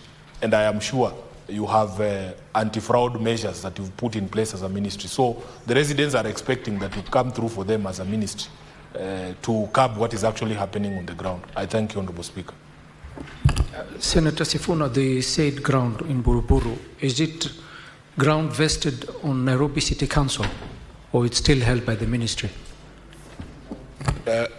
Honorable Speaker, you can see from the response that it is open ground and it is vested in the City County of Nairobi. But that is the reason why we come to the ministry. This CS, we have interacted with her on many properties in Nairobi, including Tomboya Social Hall. And her ministry was very, very instrumental in ensuring that the people of Nairobi get back that property that is leased. Most of these problems, I admit, come from the county government of Nairobi. And we depend fully. Our only hope is actually in the Ministry of Lands, because the county is the originator of the problem. They are the ones who issue these allocations, and we depend on the ministry to set the record straight about the ownership of some of these parcels. I thank you. To set the record straight, or to assist in making sure that it remains with the City Council of County. Yes, please proceed. Yes, thank you. I think... Point of clarification. Yeah, what's your point of clarification? I just wanted, Speaker, can we to respond to the Honourable Senator in respect of his question. What clarification are you seeking for? Because it's a question raised by Senator Sifuna. She needs to respond. From Senator Sifuna.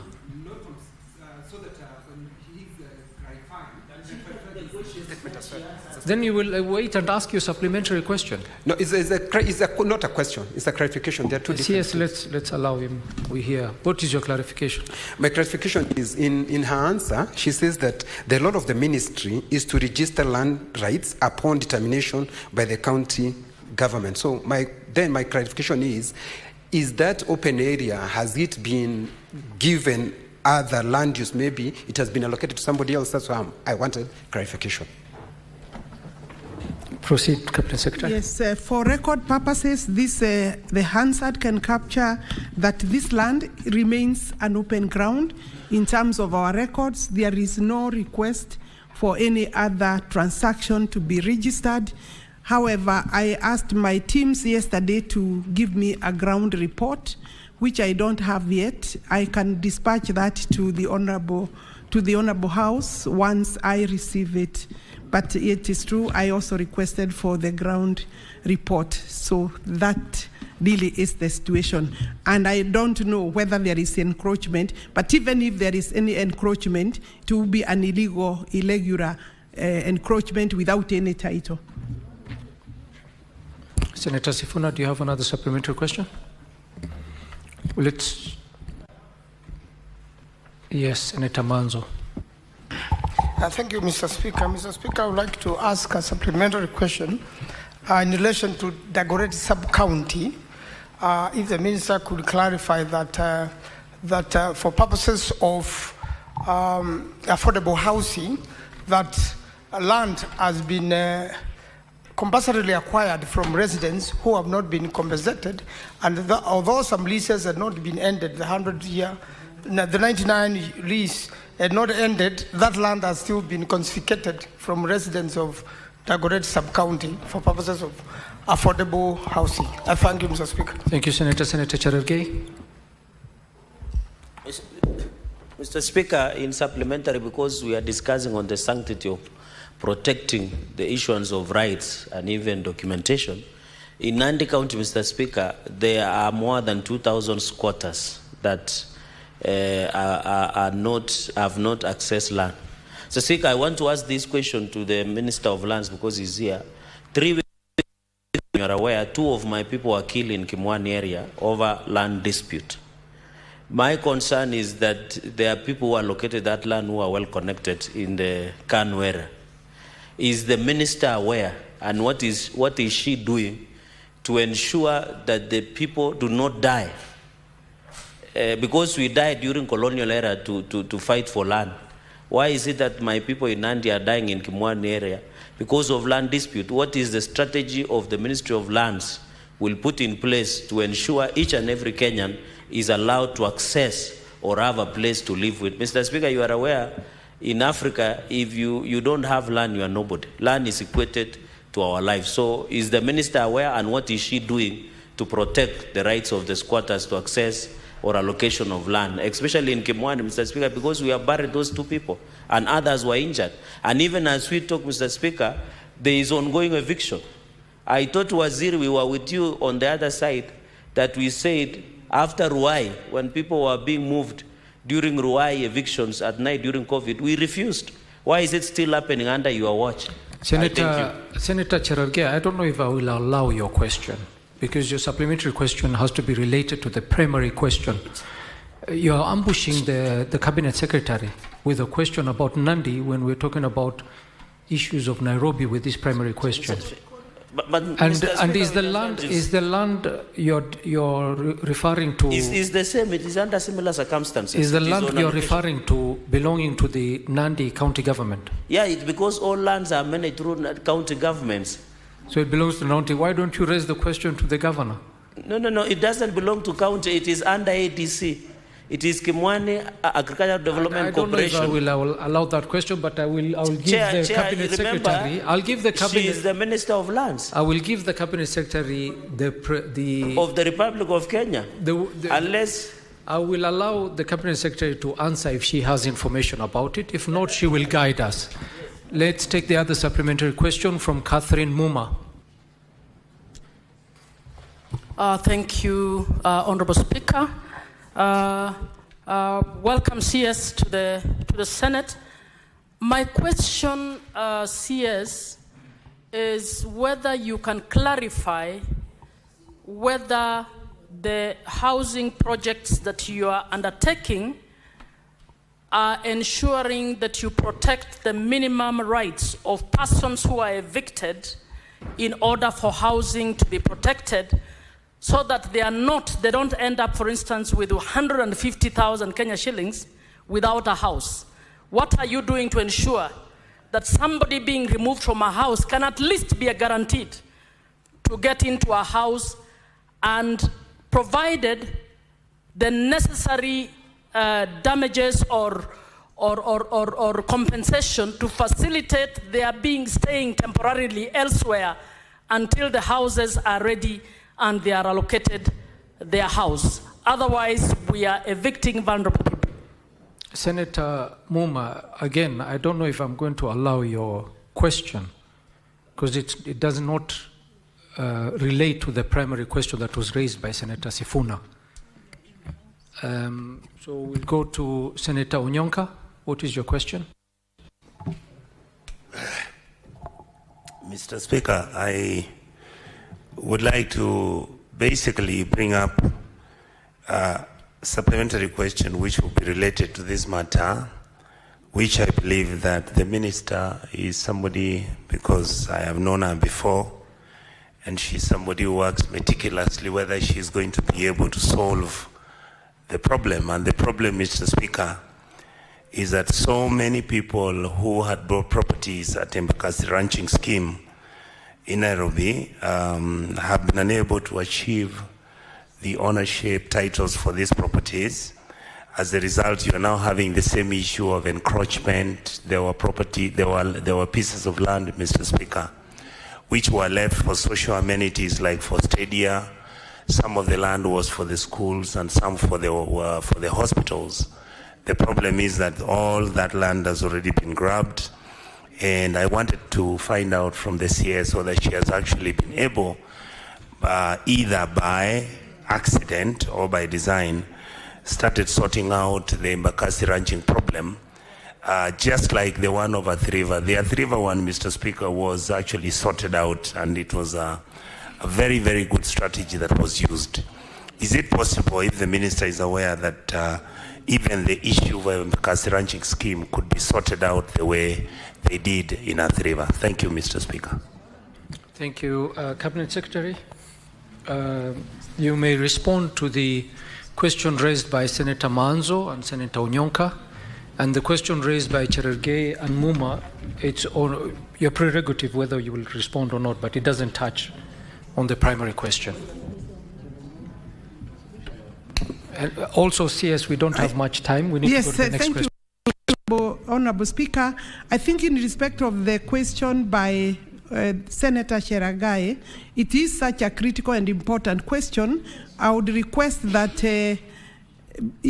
for me to be able to give a substantive and correct answer, you give me time and send the question to me. So I believe that, of course, we are concerned about any deaths, and I regret if there has been any death, but and then I need also to assist the families by ensuring that a report to the police, because that now is a criminal aspect of it. While I deal with the question, maybe that is necessary. But then, of course, quickly, in terms of settlement of people without land, yes, of course, we have a government program under the adjudication and settlement program in my ministry. And that, of course, goes together with the budgeting. When we have enough budget, we consider. I think these people are on ADC land from your own statement, and ADC land is government land, and any activity to, obviously also we must not train.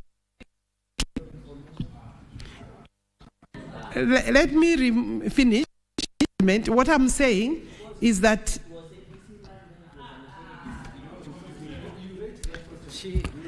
the CS said she will respond in full. Yes. At a later date. Yes, thank you. And I think I should reach there in respect of that response. I think the question of Catherine Muma, I'm dealing with the question on land, and I want to agree with the Speaker that we can hold this question later. But in terms of our work on housing, we are not carrying out any evictions.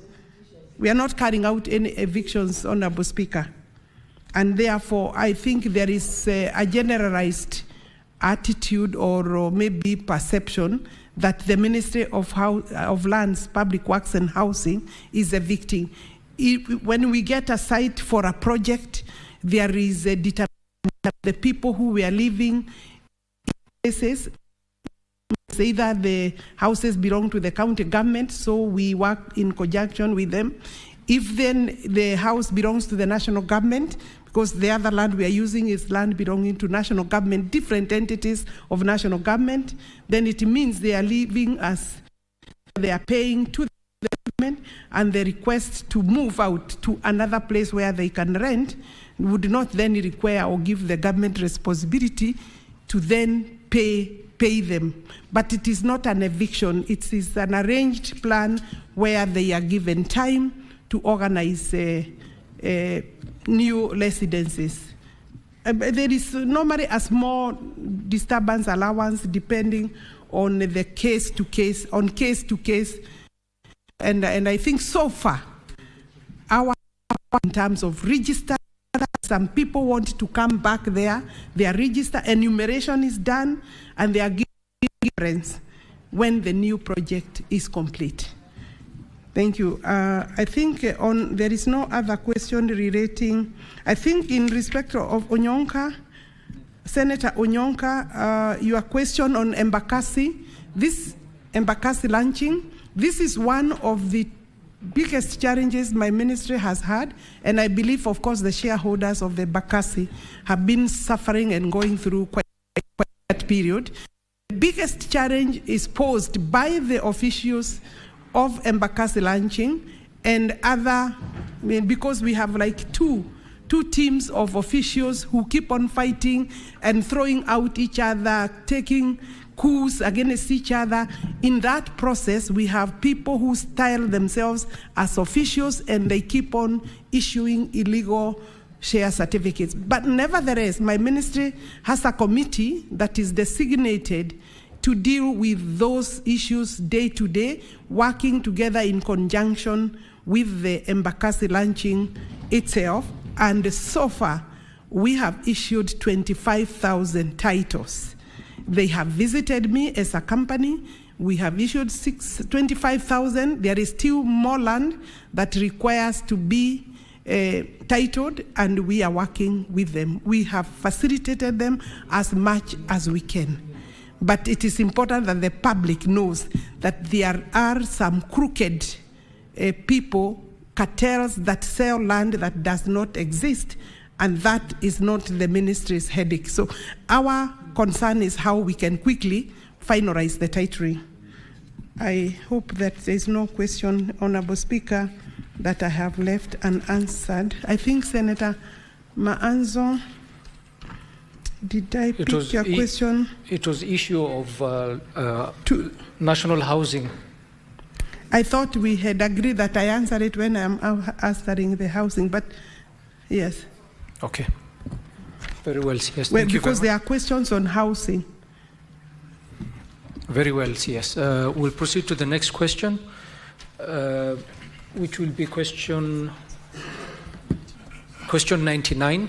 We're going to skip CS. We're going to skip question 95 because Senator Alexander Mundigi is not in the House and there's nobody he has designated to answer the question.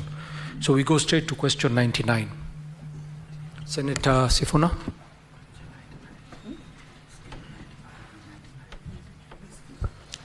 Thank you, Honorable Speaker. Just before I do this, I think there was an agreement that colleagues who have raised questions and have been waiting for a long time for answers from the CS should be given priority when the CS finally appears. So I want to urge my colleagues, please, let us get these answers for our people. You have opportunity to also put those questions to the CS and wait as long as some of us have waited from April to get these answers for our people. So these disruptions by the Senator for Nandi are totally unwelcome, Honorable Speaker. I want to go straight to the question. Could the Cabinet Secretary provide details on the circumstances under which the parcel of land in South Sea, Ward Langata constituency registered as LR number 209/10210 and on which the College of Insurance stands was encroached upon by a private developer who has already excavated and constructed a perimeter fence around that portion of land? B, what steps has the ministry taken to address the situation and to safeguard the rights of the Insurance, Training and Education Trust, who are the legitimate owners of the parcel of land? C, could the Cabinet Secretary explain how the ministry intends to generally address the growing menace of fraudulent acquisition and encroachment of public land by private individuals and developers, especially in the city county of Nairobi? I thank you, Honorable Speaker. Cabinet Secretary.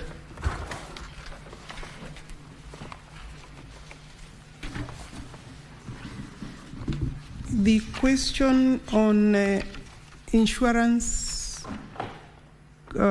College of Insurance, asked by Honorable Senator for Nairobi.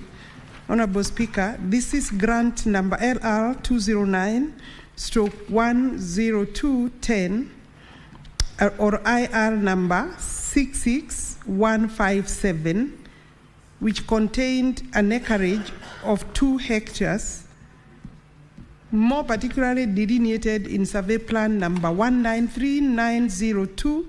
The grant comprised a leasehold term of 99 years, commencing 1st of March 1982, with an annual rent of 138,000. The grant was first registered on 20th of June 1995 in the name of Insurance Training and Education Trust. The same parcel was also allocated to one Rajab Ahmed Karume. The grant indicates that the parcel contains an acreage of 2 hectares in the name of Rajab Karume as well, and more particularly delineated on survey plan number 278905. The grant comprised a leasehold term of 99 years from 1st of October 1998, with an annual rent of 80,000. As revised, the grant was registered on 6th of July 2011. The ownership of this parcel has been a subject matter of court proceedings and Environment and Land Court, ELC Court, at Milimani, case number 816-2012, declared Rajab Ahmed Karume as the sole and lawful registered proprietor of the parcel. The ELC ordered for cancellation of the initial grant registered in the name of Insurance Training and Education Trust. The Court of Appeal in Civil Appeal number E505, consolidated with case number E519 of 2020, upheld the position taken by ELC in the High Court, and we put an extra and a bundle of documents, including the decree and an order of the Court of Appeal. And those are the annexures there, 1 to 4, that is the judgment for 14th of June 2024 in the Court of Appeal, decree dated 22nd August 2024. In other words, then, therefore, the correspondence file for Rajab Ahmed Karume is in our custody, and we are yet to trace the correspondence file for Insurance Training and Education Trust. That, of course, speaks to something, but that file, I've tried to look for it, it's not there. Honorable Speaker, in response to part B of the question, the courts and the Court of Appeal have pronounced themselves on this matter and declared ownership of this land in favor of Rajab. The ministry is therefore unable to take further action on the matter. Indeed, Honorable Speaker, my officers have been continuously under threat of being committed to civil jail for sometimes taking time to interrogate some of these records, and especially where a court ruling and judgment has been given. So to that extent, then, we are following the court order, and unless advised otherwise. In response to part C of the question, the ministry is undertaking digitization of land records to make them less susceptible or vulnerable to manipulation, thereby guaranteeing their integrity. Once we finish that process of automation, we will be in a better place to deal with questions of integrity and security of documents. We have also fast-tracked titling of institutional titles or public spaces, institutions, and also private institutions.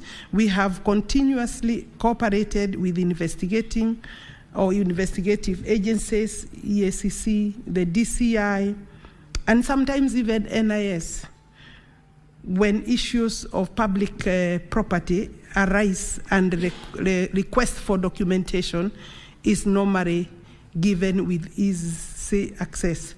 To this end, we have officers from the DCI domiciled in the ministry headquarters, and that has also assisted in terms of making the place a free corruption zone.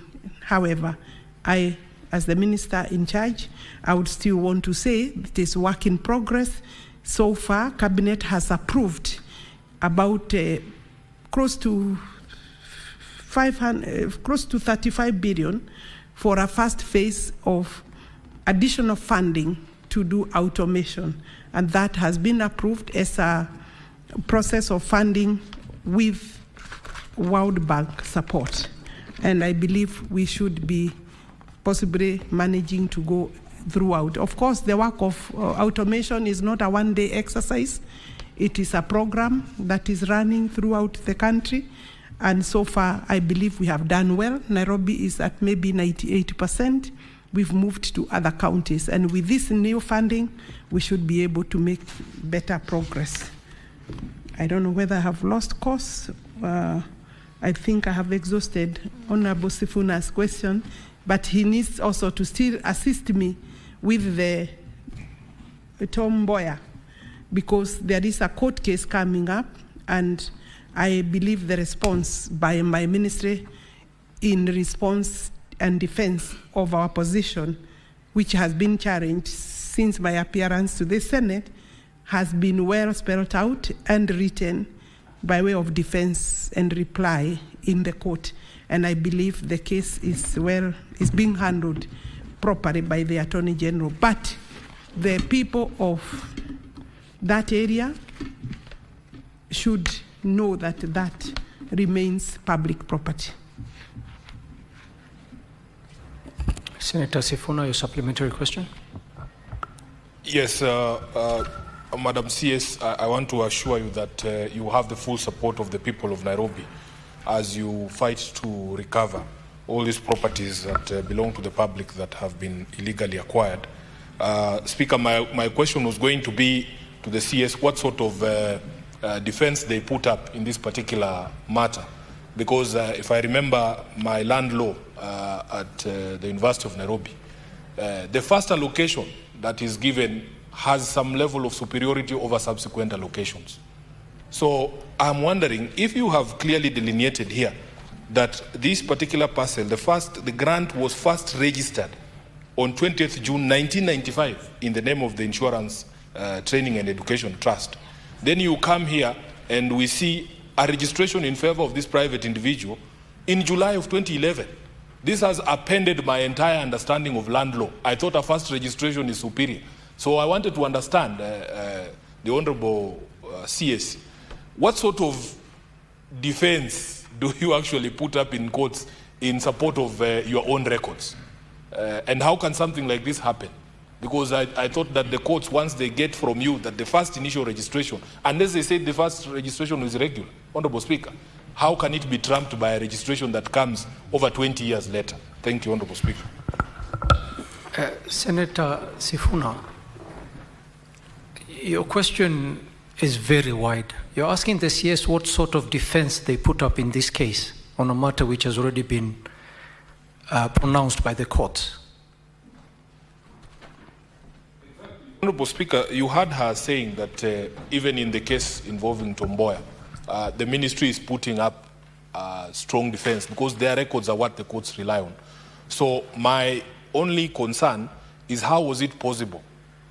How was it possible? So she can just give us a brief on the sort of defense they put up, unless, Honorable Speaker, you think that it's not an important question. No, it's an important question, but I don't know if the CS will be in a capacity to know the defense that was put in place. CS. Yes, sorry. I am following, Honorable Speaker, the concerns of the Honorable Senator for Nairobi. And I would want to invite the Honorable Senator to read the judgments from the High Court and also the Court of Appeal. Indeed, we put quite, I believe, the Office of the Attorney General, because definitely the defense and our lawyer is the Attorney General. And looking at what we did, the Commissioner of Land's evidence was actually disregarded and dismissed by the court. And therefore, maybe you could read the judgment. If you think there is anything else we can do, we can engage. But there is now a judgment of the Court of Appeal, and it is not possible for me to move further. It is true that the first registration, I won't call it first registration as such, but there was an initial grant, the first grant by order of dates, and then this other grant, I am yet to understand the reasoning fully, but the position is the court has pronounced itself, and you don't want the minister to be committed to contempt. Any other questions, Senator Sifuna? Senator Joe Newt, you have a supplementary question? Thank you, Mr. Speaker. I'm very concerned about this double allocation of land that was initially allocated to, I believe, what is currently Kenya College of Insurance, which was later allocated to a private, I want to say a private developer. And of course, I've listened to the CS explaining the measures in her last paragraph that they are taking, including digitization. But my question to the CS, Mr. Speaker, is, do they have, at the ministry, any administrative measures that they are taking? And Mr. Speaker, I mean, like even before the DCI and whoever is coming to investigate does their job, that the concerned officer, because of course they are concerned officers, for example, administratively are made to resign or to step aside, Mr. Speaker, and whether then in that regard the ministry is investing in doing what we can call a moral change in the officers serving under the ministry, because these court processes, Mr. Speaker, can be lengthy, time-consuming, expensive, and sometimes very draining, even emotionally, to those that are making these particular, are making these legal, are seeking legal redress. And so, as a ministry, even before we talk about the law enforcement agencies, do they have any administrative decisions, any moral change programs, and that kind of thing, Mr. Speaker? Thank you. Senator Osotsi. Thank you, Mr. Speaker. Mr. Speaker, the issue of double registration, among other malpractices in land management, is real, not just in Nairobi, but all over the country.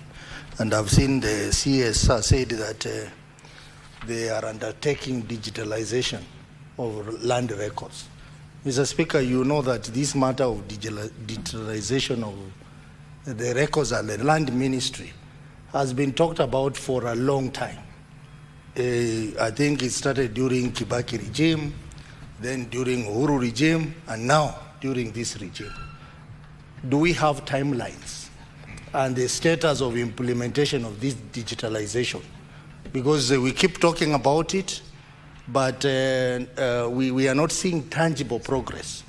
So I would like the CS to tell this House what is the status of digitalization of the Ministry of Lands, and particularly land records, and how long is it going to take, what percentage has been implemented, so that this House can have some concrete information when this exercise is likely to end. Thank you, Senator Osotsi. I don't know if you were here when the CS said for Nairobi County, it's almost 90% completed. Are you asking now for the timelines for the whole country? Mr. Speaker, I started by saying the issue of land malpractice is not just Nairobi alone. This question was touching on Nairobi. Yeah. That's why I'm asking you, are you asking for the whole country? What is the timeline? Yes, I'm asking for the whole country. CS. Thank you, Honorable Speaker. In response to Senator Osotsi, let me say that maybe by way of repeating myself, that it is true the program of digitization has taken long, But the ministry, having realized that the speed and the funding that we are getting is not sufficient to deliver more timely completion of this program, we did engage the government. And the cabinet, I said, has approved new funding through World Bank and Treasury to enable us move faster. Once I get this funding, I'll be able to respond in terms of how much time that will take. But looking at other jurisdictions, it is a program that to go to the rest of the country where we already have titles. Remember, we are talking about where we have already done titling. The rest, a lot of our land is not yet titled. But looking at the program of where we are in terms of titling and ensuring that the records that are ready in our registries are secure. I have seen other jurisdictions, they take between 5 and 7 years to holistically work on that. So with funding that is coming, and I say it is coming because it has been approved by Treasury and the Cabinet, and therefore I should be in a better position to give a work plan, in the long term. Thank you. Yes, there was the question by Senator Joe Newton. I think Senator Joe Newton is asking me to give a moral card or a stick in terms of how are we resourcing maybe my staff, my personnel, to the right course in terms of working without all these issues. I don't think it is a problem of the officers alone. It is a problem of the country because it takes two to tango. I think that Kenyans must stop corruption and agree to work properly. And I'm not excusing the ministry, but corruption challenges is a national disaster. And it is not possible for people outside there to just point a finger because these records belong to the Kenyans. They are the ones also who approach my officers. My officers should, of course, not, because these are officers that are working and earning through the taxpayer. But I'm saying, let us as a country embrace and appreciate that we must stop these practices.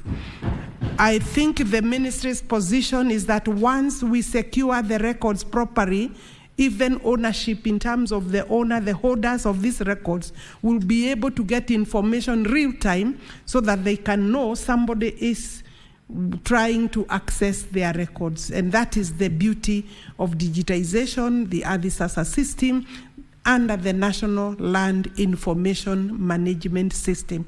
We are not in a good place. We need to sort out that mess. Nairobi is at 98. We are in Murang'a. We are working on that, Senator. Maybe you should give me a clap for that. And then we are in Isiolo. We are in Mombasa. We are going to Machakos. We have targeted in the next 1 year, we will be in at least about 20 or so counties. But I believe the funding is already available.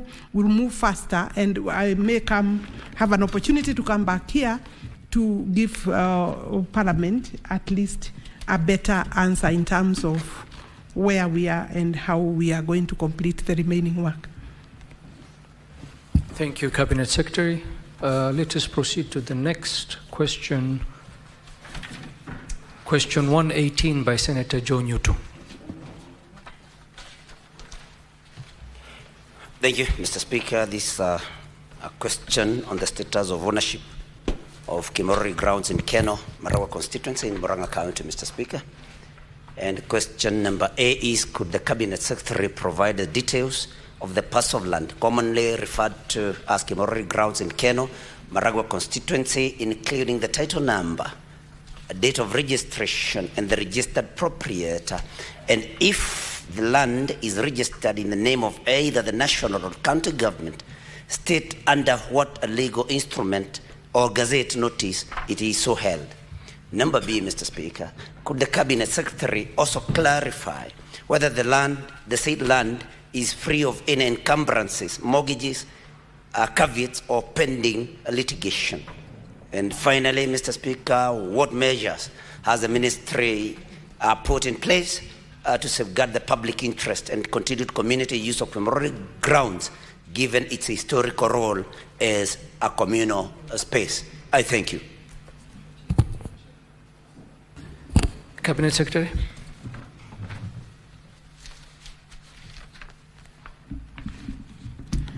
Honorable Speaker, in response to the Senator for Murang'a County, Senator Joe Nyoto, regarding the ground commonly known as Kimori, Honorable Speaker, this is the response that I have. According to our records, the land in question was initially set out as plot number A for district headquarters and Kimori Primary School, as shown in the, I have attached, Honorable Speaker, a lot of documents for Honorable Senator and the Senate. I have attached the PDP, I have attached the searches, the current search for this land.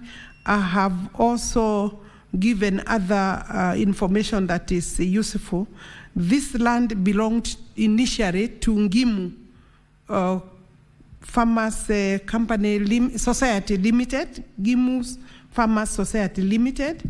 When they were doing this, the subdivision scheme, they did give or set aside land for public use. And in that, then the headquarters and Kimori Primary School are shown in the PDP that I have attached, reference number C1851/0601, approved on 24th of September 2007, and I have put the PDP there as annexure number 10. Plot number A was surveyed as Makuyu/Kimori/ Block 1/807, measuring 2.37 hectares, and Makoyo Kimori Block 1/1806, measuring 3.28 hectares, respectively. In the same PDP, Kimori Primary School was relocated away from the initial plot A to plot number B, which was later surveyed as Makuyu/Kimori Block 1/1607, measuring 1.62 hectares, and an additional land was given as Makoyo Block 1/1635. The record or the green card copies are there for those parcels.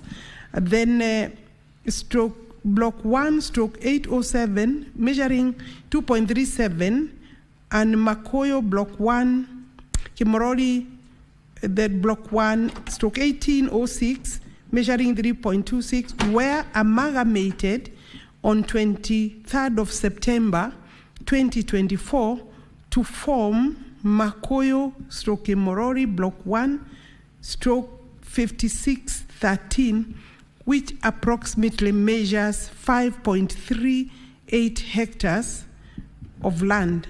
And that is basically, if you multiply that by the conversion of 2.47, I think the land is about 13 acres or thereabout.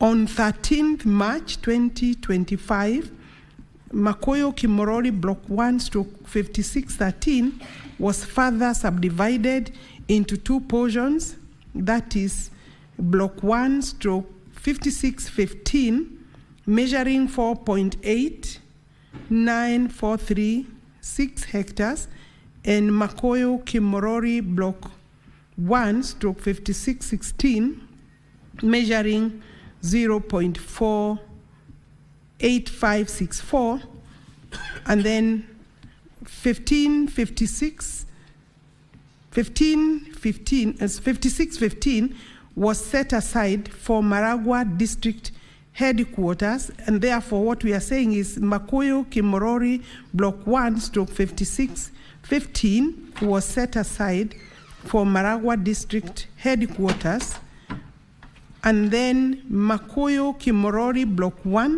5616 was set aside for the law courts. That's about 1 acre, the construction of the law courts. The 2 parcels belong to the government of the Republic of Kenya, the national government. And therefore, that is where the so-called or the commonly used ground by the youth and other residents of that area is contained in that parcel. What happened is that the use by the youth and other people initially was because the land was being used by the school. There was a sports ground or a field set aside for school children. So when the school was moved, then the issue of a playground, in a way, in terms of, because the ground and the field was for the national government for construction of district headquarters, became, I think, a question that is generally subjected to discussion.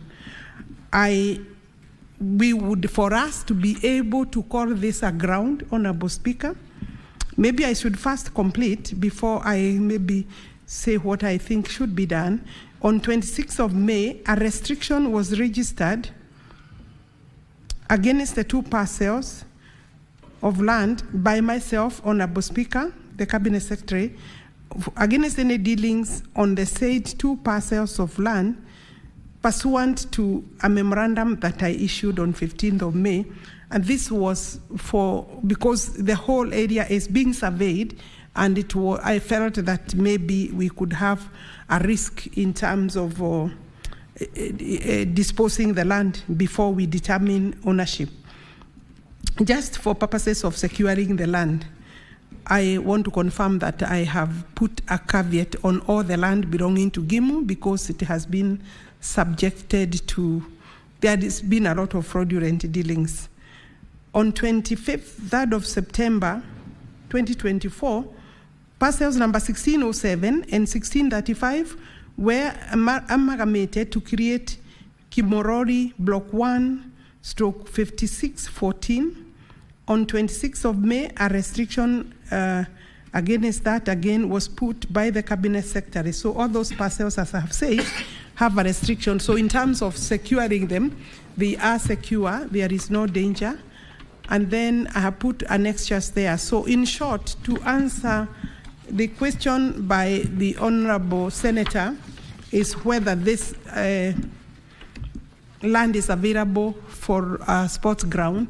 And I know that a lot of politics and a lot of push and shove has taken place on this issue because the youth do not have any alternative ground where they can actually play their games and their sports.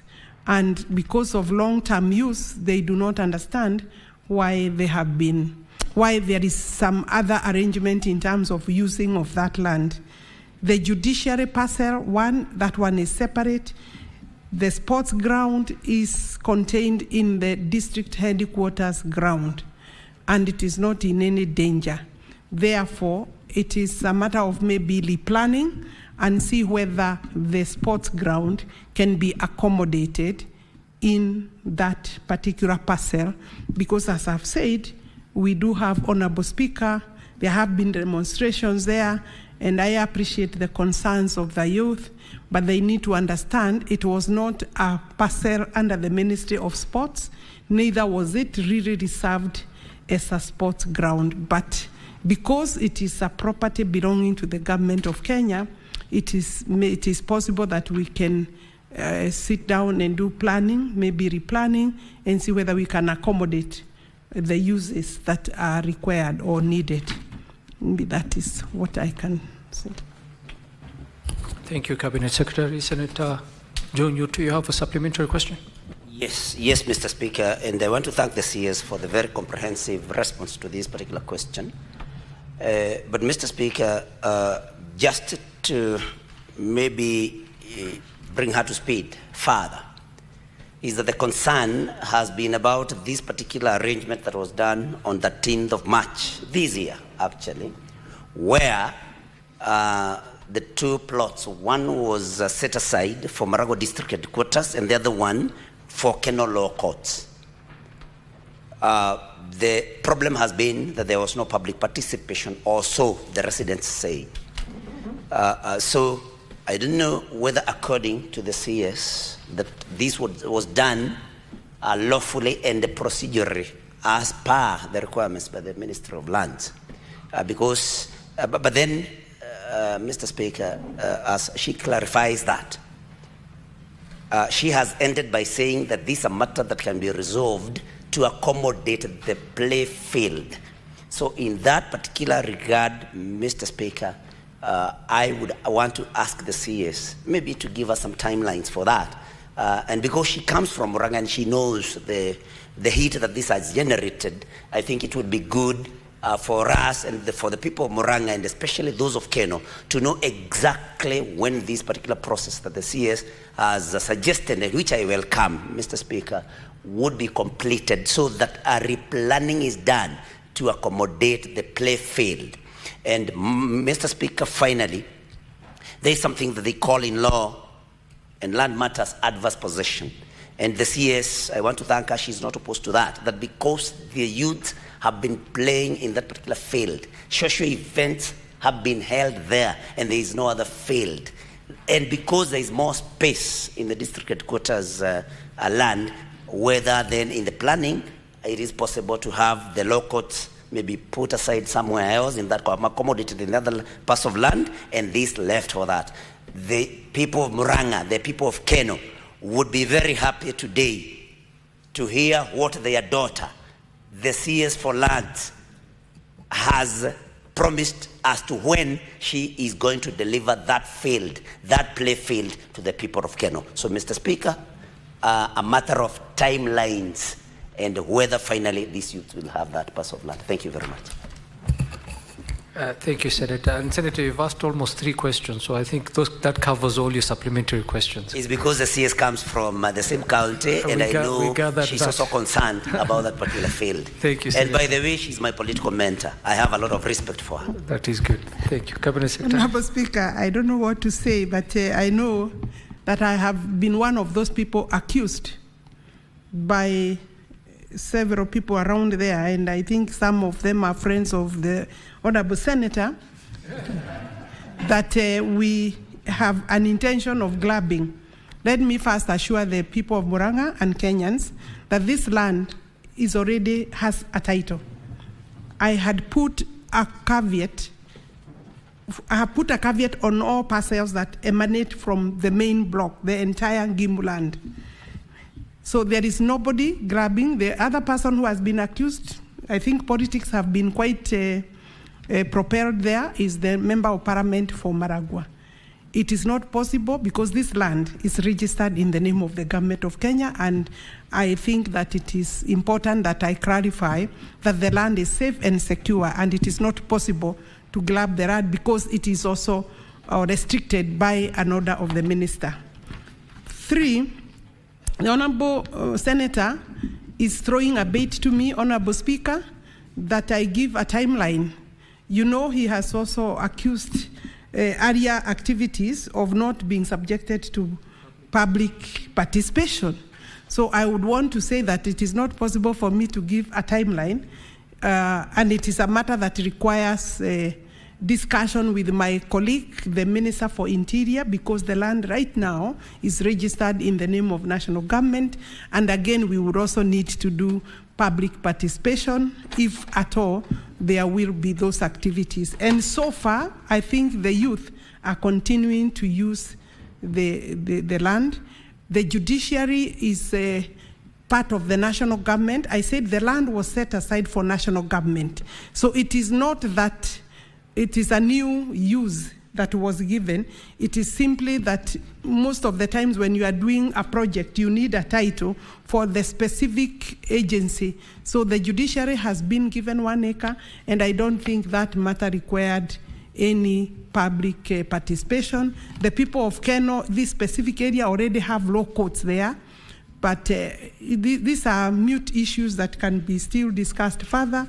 We have land in Makuyu, which we could still look and see whether some of the facilities can be taken there. And I think the important thing is to say that we will work on the issue.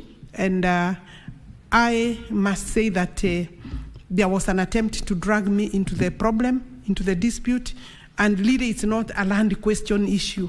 It was a land use issue of who is using the land.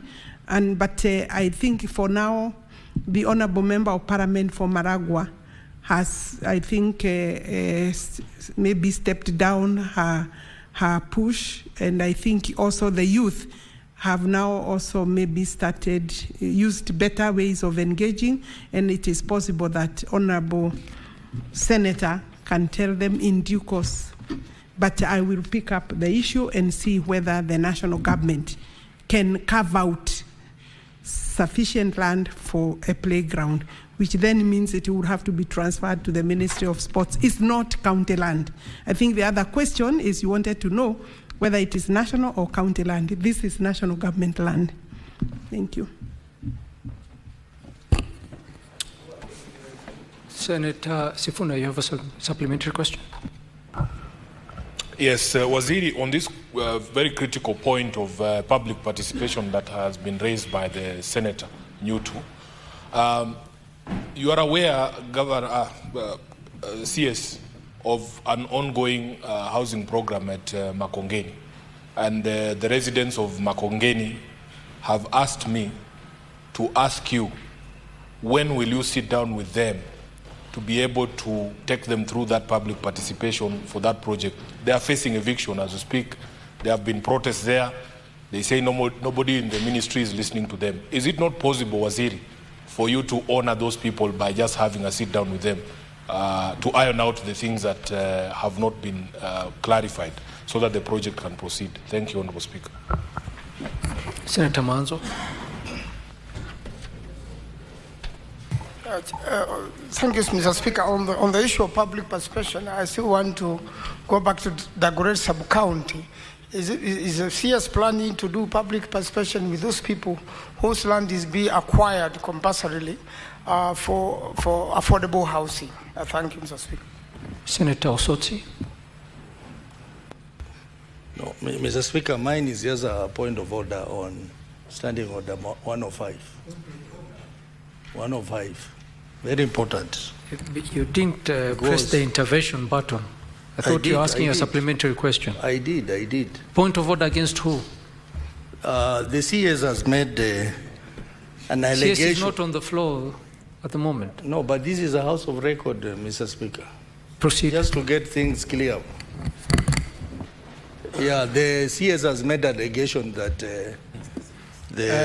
Osotsi, are you seeking clarification from the CS? Yes. Okay. Yeah, the clarification on the fact that Senator Nyutu, who is the person asking the question in this case, his friends are the ones who've been making allegations that the CS is involved in this grabbing. For the purpose of our records, as a House of Records, I think it will be important, Mr. Speaker, for the CS to give clarification and name those friends of Senator Nyutu who have been claiming that the CS is involved in the grabbing. I think that will be important for our records, Mr. Speaker. Cabinet Secretary, let's take one more supplementary, then you can answer all of them. Senator Onyonka, you have a supplementary? Oh, sorry. Cabinet Secretary, you can proceed. And on the matter of the clarification, yes, if you don't feel like naming the names, you could always just withdraw the friends of Senator Nyutu. Honorable Speaker, I said that I am one of those people who has been accused. And allegations, it is true, were made that we were having a project there for housing. Let me say that we have no housing project in this particular land, because it's actually very limited for purposes of a district headquarters. So we are not doing affordable housing there. They know, people of Murang'a, including my senator, they know that we are doing that in Mackenzie. Number two, there was an allegation that the land is being grabbed. I have made a clarification that there is no land that is being grabbed by any person. Let's just say by any person. And it is secure because I have also restricted that land to allow time for some of the resurvey that is going on. Finally, I think Senator Maanzo is, maybe I could finish with the issue of allegations of Joe Nyoto's friends. Joe Nyoto is actually my friend, and you heard him say that I'm his mentor. At least it's good to confess we've come a long way, notwithstanding his different political trajectory that he's taking. We are now maybe looking at different directions, but let me not mention any more names because I don't want to be in trouble on the floor of this House, and withdraw that particular comment. Finally, on the part of Honorable Senator Maanzo, Honorable Maanzo is worried about public participation in Dagoretti South, where we have projects.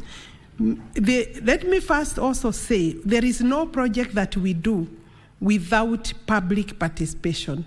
It is possible that it could be argued, was it sufficient or not sufficient, but we do thorough public participation, starting with the persons being affected by the project, that is the PAPs. Those are our first priorities. Of course, the neighbors also are entitled to public participation, and therefore I want to confirm if Senator Maanzo, there is an indication that we have not done sufficient public participation, we will go further and do more public participation.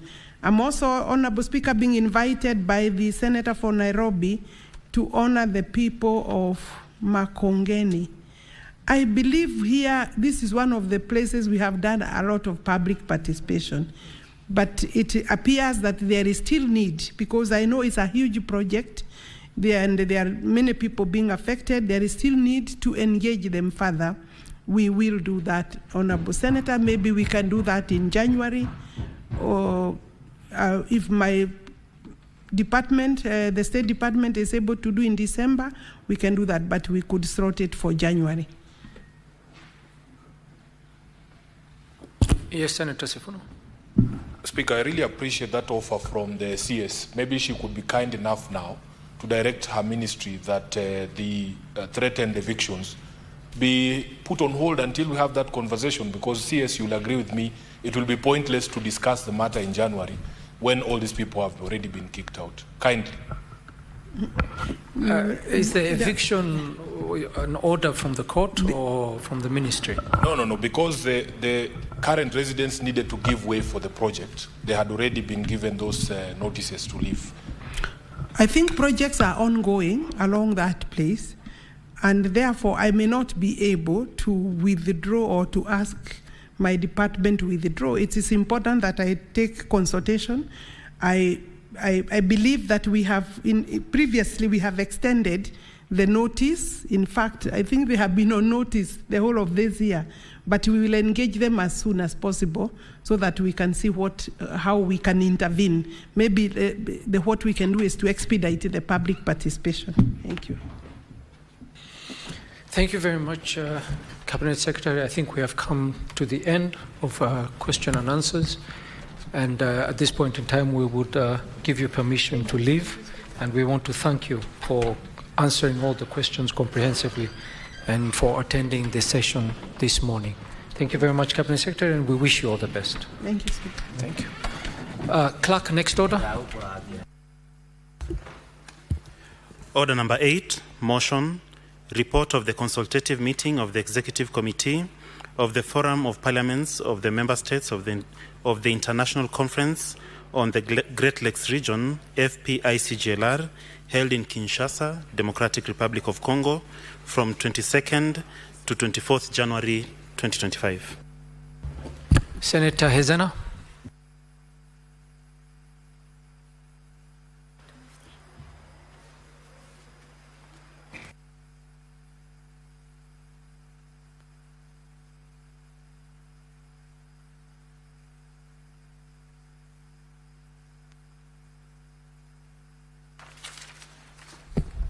Thank you, Mr. Speaker. And I beg to move that the Senate notes the report of the consultative meeting of the Executive Committee of the Forum of Parliaments of the Member States of the International Conference on the Great Lakes Region, that is ICGLR, which was held in Kinshasa, Democratic Republic of Congo, from the 22nd to the 24th of January 2025, and laid on the table of the Senate on the Tuesday of the 23rd September 2025. Mr. Speaker, the International Conference on Great Lakes Region is an intergovernmental organization of the countries in the Great Lakes region, and it's comprised of the 12 countries, which are namely all the East African countries. We have Angola, we have the Central African Republic, we have the Democratic Republic of Congo, and then we have the Republic of Congo, we have Zambia, we have the Republic of South Sudan, Tanzania, Kenya, Uganda, Rwanda, Burundi, and Angola. Mr. Speaker, and the forum of the ICGLR has the following divisions. We have 5 divisions, which include the peace and security, democracy and good governance, economic development and regional integration, humanitarian, social and environmental issues, gender, women and children division, which I proudly serve at. And it is also imperative to note that Kenya secured the chairmanship of 2 committees, which is democracy and good governance, and the economic development and regional integration. Mr. Speaker, the establishment of ICGLR is based on the recognition that political instability and conflicts in these regions, or rather countries, have a considerable and regional dimension, and thus require concerted efforts to promote sustainable peace and development. Mr. Speaker, also the forum, the ICGLR, was established on December 4th in 2008 in Kigali, the Republic of Rwanda, with the objective of promoting, maintaining and strengthening peace and unity and security within the Great Lakes region, and also in maintaining, in accordance with the will of the heads of state and heads of government as expressed in the Pact on Security, Stability and Development in the Great Lakes region, which was signed on December 15, 2006 in Nairobi, Kenya. Mr. Speaker, this regional legislative entity aims to play a role in the implementation of the mandate of the International Conference on Great Lakes region, and Article 2 of the revised Interparliamentary Accord, and it has the following committees, which I had mentioned earlier as divisions. Mr. Speaker, we also have organs within the ICGLR, which are 1, the plenary assembly, secondly, the executive committee, third, the committees, and last but not least, the general secretariat. Mr. Speaker, pursuant to Article 7.1 of the founding documents of ICGLR, it mandates the executive committee to be responsible for the coordination of the forum's activities and functioning of the forum under the supervision of the Bureau of the Plenary Assembly. Mr. Speaker, the last executive committee meeting was convened pursuant to the article, to the 5th recommendation of the final communique adopted following the 29th ordinary session of the executive committee of the Forum of Parliaments for members of the member states of the International Conference on Great Lakes region, which was held on the 5th to 6th of 2024 in Luanda. Republic of Angola.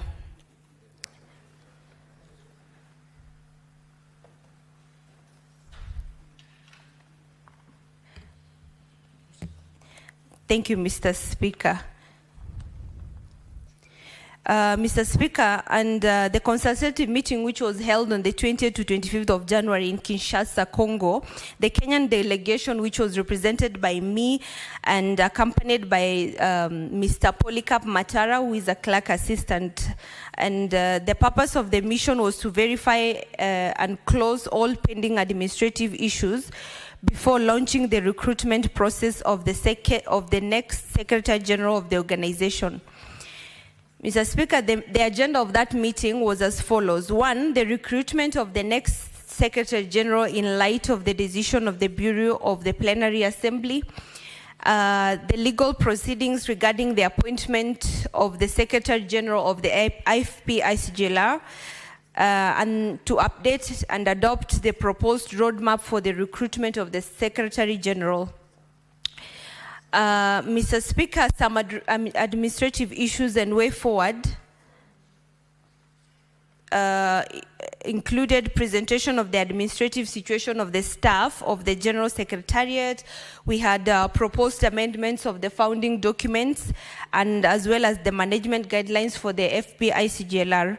We also had proposed organizational structure for the FP-ICGLR, consideration and adoption of the final communique. And Mr. Speaker, it was at this meeting that it was made public that it was time for us to elect the next Secretary General, which was so done.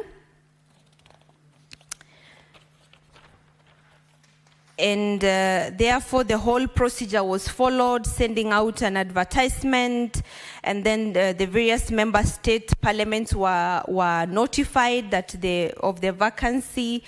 And then there was recommended candidates from member parliaments, which were presented on the 15th ordinary session of the Conference of Speakers in Luanda, the Republic of Angola, for endorsement. And then on the 15th ordinary session of the Plenary Assembly of the ICGLR, a new Secretary General of the organization was officially appointed by the Conference of Speakers. And then, Mr. Speaker, proposals forwarded to for the consideration of the staff of the Secretariat included the following. 1, the Secretariat proposed to member parliaments to provide the forum with staff to support the Secretariat. Secondly, it was proposed that there was a need to organize meetings between the Secretary General and managers by setting up a management committee to avoid unilateral decision making by the Secretary General. Third, the committee was informed that the 2 program managers do not have assistant, which was why consultants were frequently hired to facilitate communication between the chairperson of committees with their respective program managers, especially during the development and implementation stages of the programs. And it was also noted that there was a huge gap in terms of benefits between international recruited staff and locally recruited staff, which also included the relation between what they were getting paid and their location, or rather places where they lived. And also there was a need to reduce the wage differential and the gap and other benefits between international and local staff, since this was noted to be a source of frustration and demotivation among the staff at ICGLR. Last but not least, a 1-year contract given to the local staff does not give them stability. Employment contracts should be open-ended for positions where the holder is expected to perform duties that are permanent in accordance with the international standards. Mr. Speaker, there was also consideration and adoption of the final communique, which was considered and deliberated on the items of the agenda of the consultative meeting, and the following final communique was adopted. 1, the executive committee, which verified and closed all outstanding administrative issues and officially launched the recruitment process of the next Secretary General of the FP-SGLR. It was also approved that the roadmap for the recruitment process of the next Secretary General of ICGLR, it was endorsed. The recruitment process was endorsed, and it will be held in utmost compliance with the final declaration of the 14th ordinary session of the plenary assembly and the relevant positions of founding documents. And as per the 7th point which I made of the final declaration of the ordinary assembly of the plenary assembly of ICGLR, instructed the General Secretariat was to request all eligible member parliaments to represent candidates like I earlier stated. And then they were further instructed to ensure that the amended versions of the FP-ICGLR founding documents and management guidelines are signed by member parliaments and endorsed with FP-ICGLR seal and approval. And they also developed and secure a box file for each MP where all official signed founding and corporate documents should be kept under lock and key at the head office in Kinshasa, Democratic Republic of Congo. They also examined the proposals to improve the administrative situation of the staff of the General Secretariat of the Forum, as well as the amendments to the founding documents and management guidelines of the FP-ICGLR to be submitted to the plenary assembly for adoption. It also constituted an ad hoc working group comprising of the ex-co-president, that is the Right Honorable Moses Frank Moyo, that is the Deputy Speaker of the Parliament of Zambia, and Honorable Suzanne Augusta de Mello from the Republic of Angola, and Honorable Morgan Sitwala from the Republic of Zambia, Honorable Geoffrey Ekanya from the Republic of Uganda, and Honorable Boniface Kabanda Matanda from the Democratic Republic of Congo to examine the proposals from the General Secretariat before they were presented and adopted at the 15th ordinary session of the plenary assembly to be held in Luanda, the Republic of Angola. Among the recommendations, Mr. Speaker, was that the Republic of Uganda should host the 16th ordinary session of the plenary assembly for the FP-ICGLR in 2026. And we also commended the General Secretariat for organizing the consultative meeting, and we expressed our sincere gratitude for the government, Parliament, and people of the Democratic Republic of Congo for warm welcome and hospitality extended to the delegates, which also favored, which created favorable conditions for us holding consultative meetings of the forum. Mr. Speaker, I move and request Honorable Hamida Kimbwana to second. Thank you.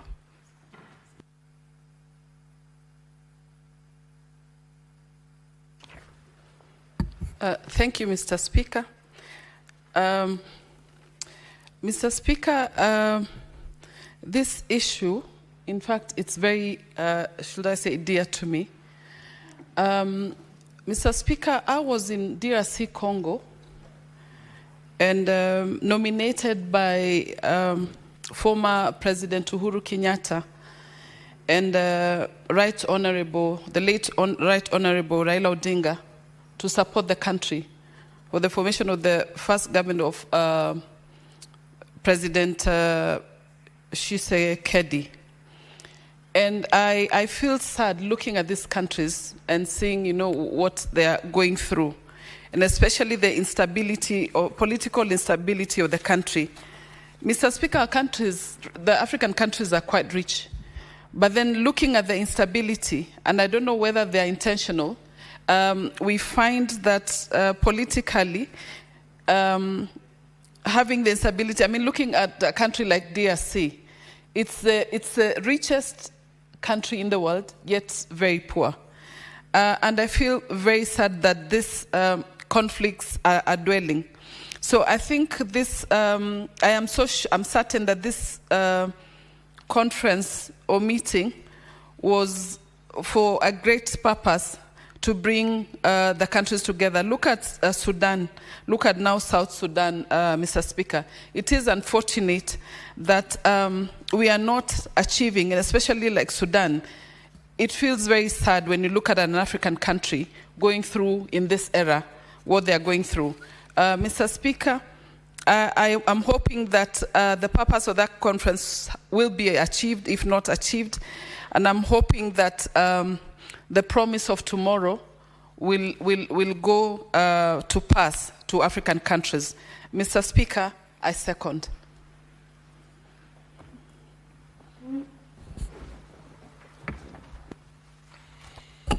Honourable Senators, I propose the question that the Senate notes the report of the consultative meeting of the Executive Committee of the Forum of Parliaments of the Member States of the International Conference on the Great Lakes region held in Kinshasa, Democratic Republic of Congo from 22nd to 24th January 2025, laid on the table of the Senate on Tuesday, 23rd September 2025.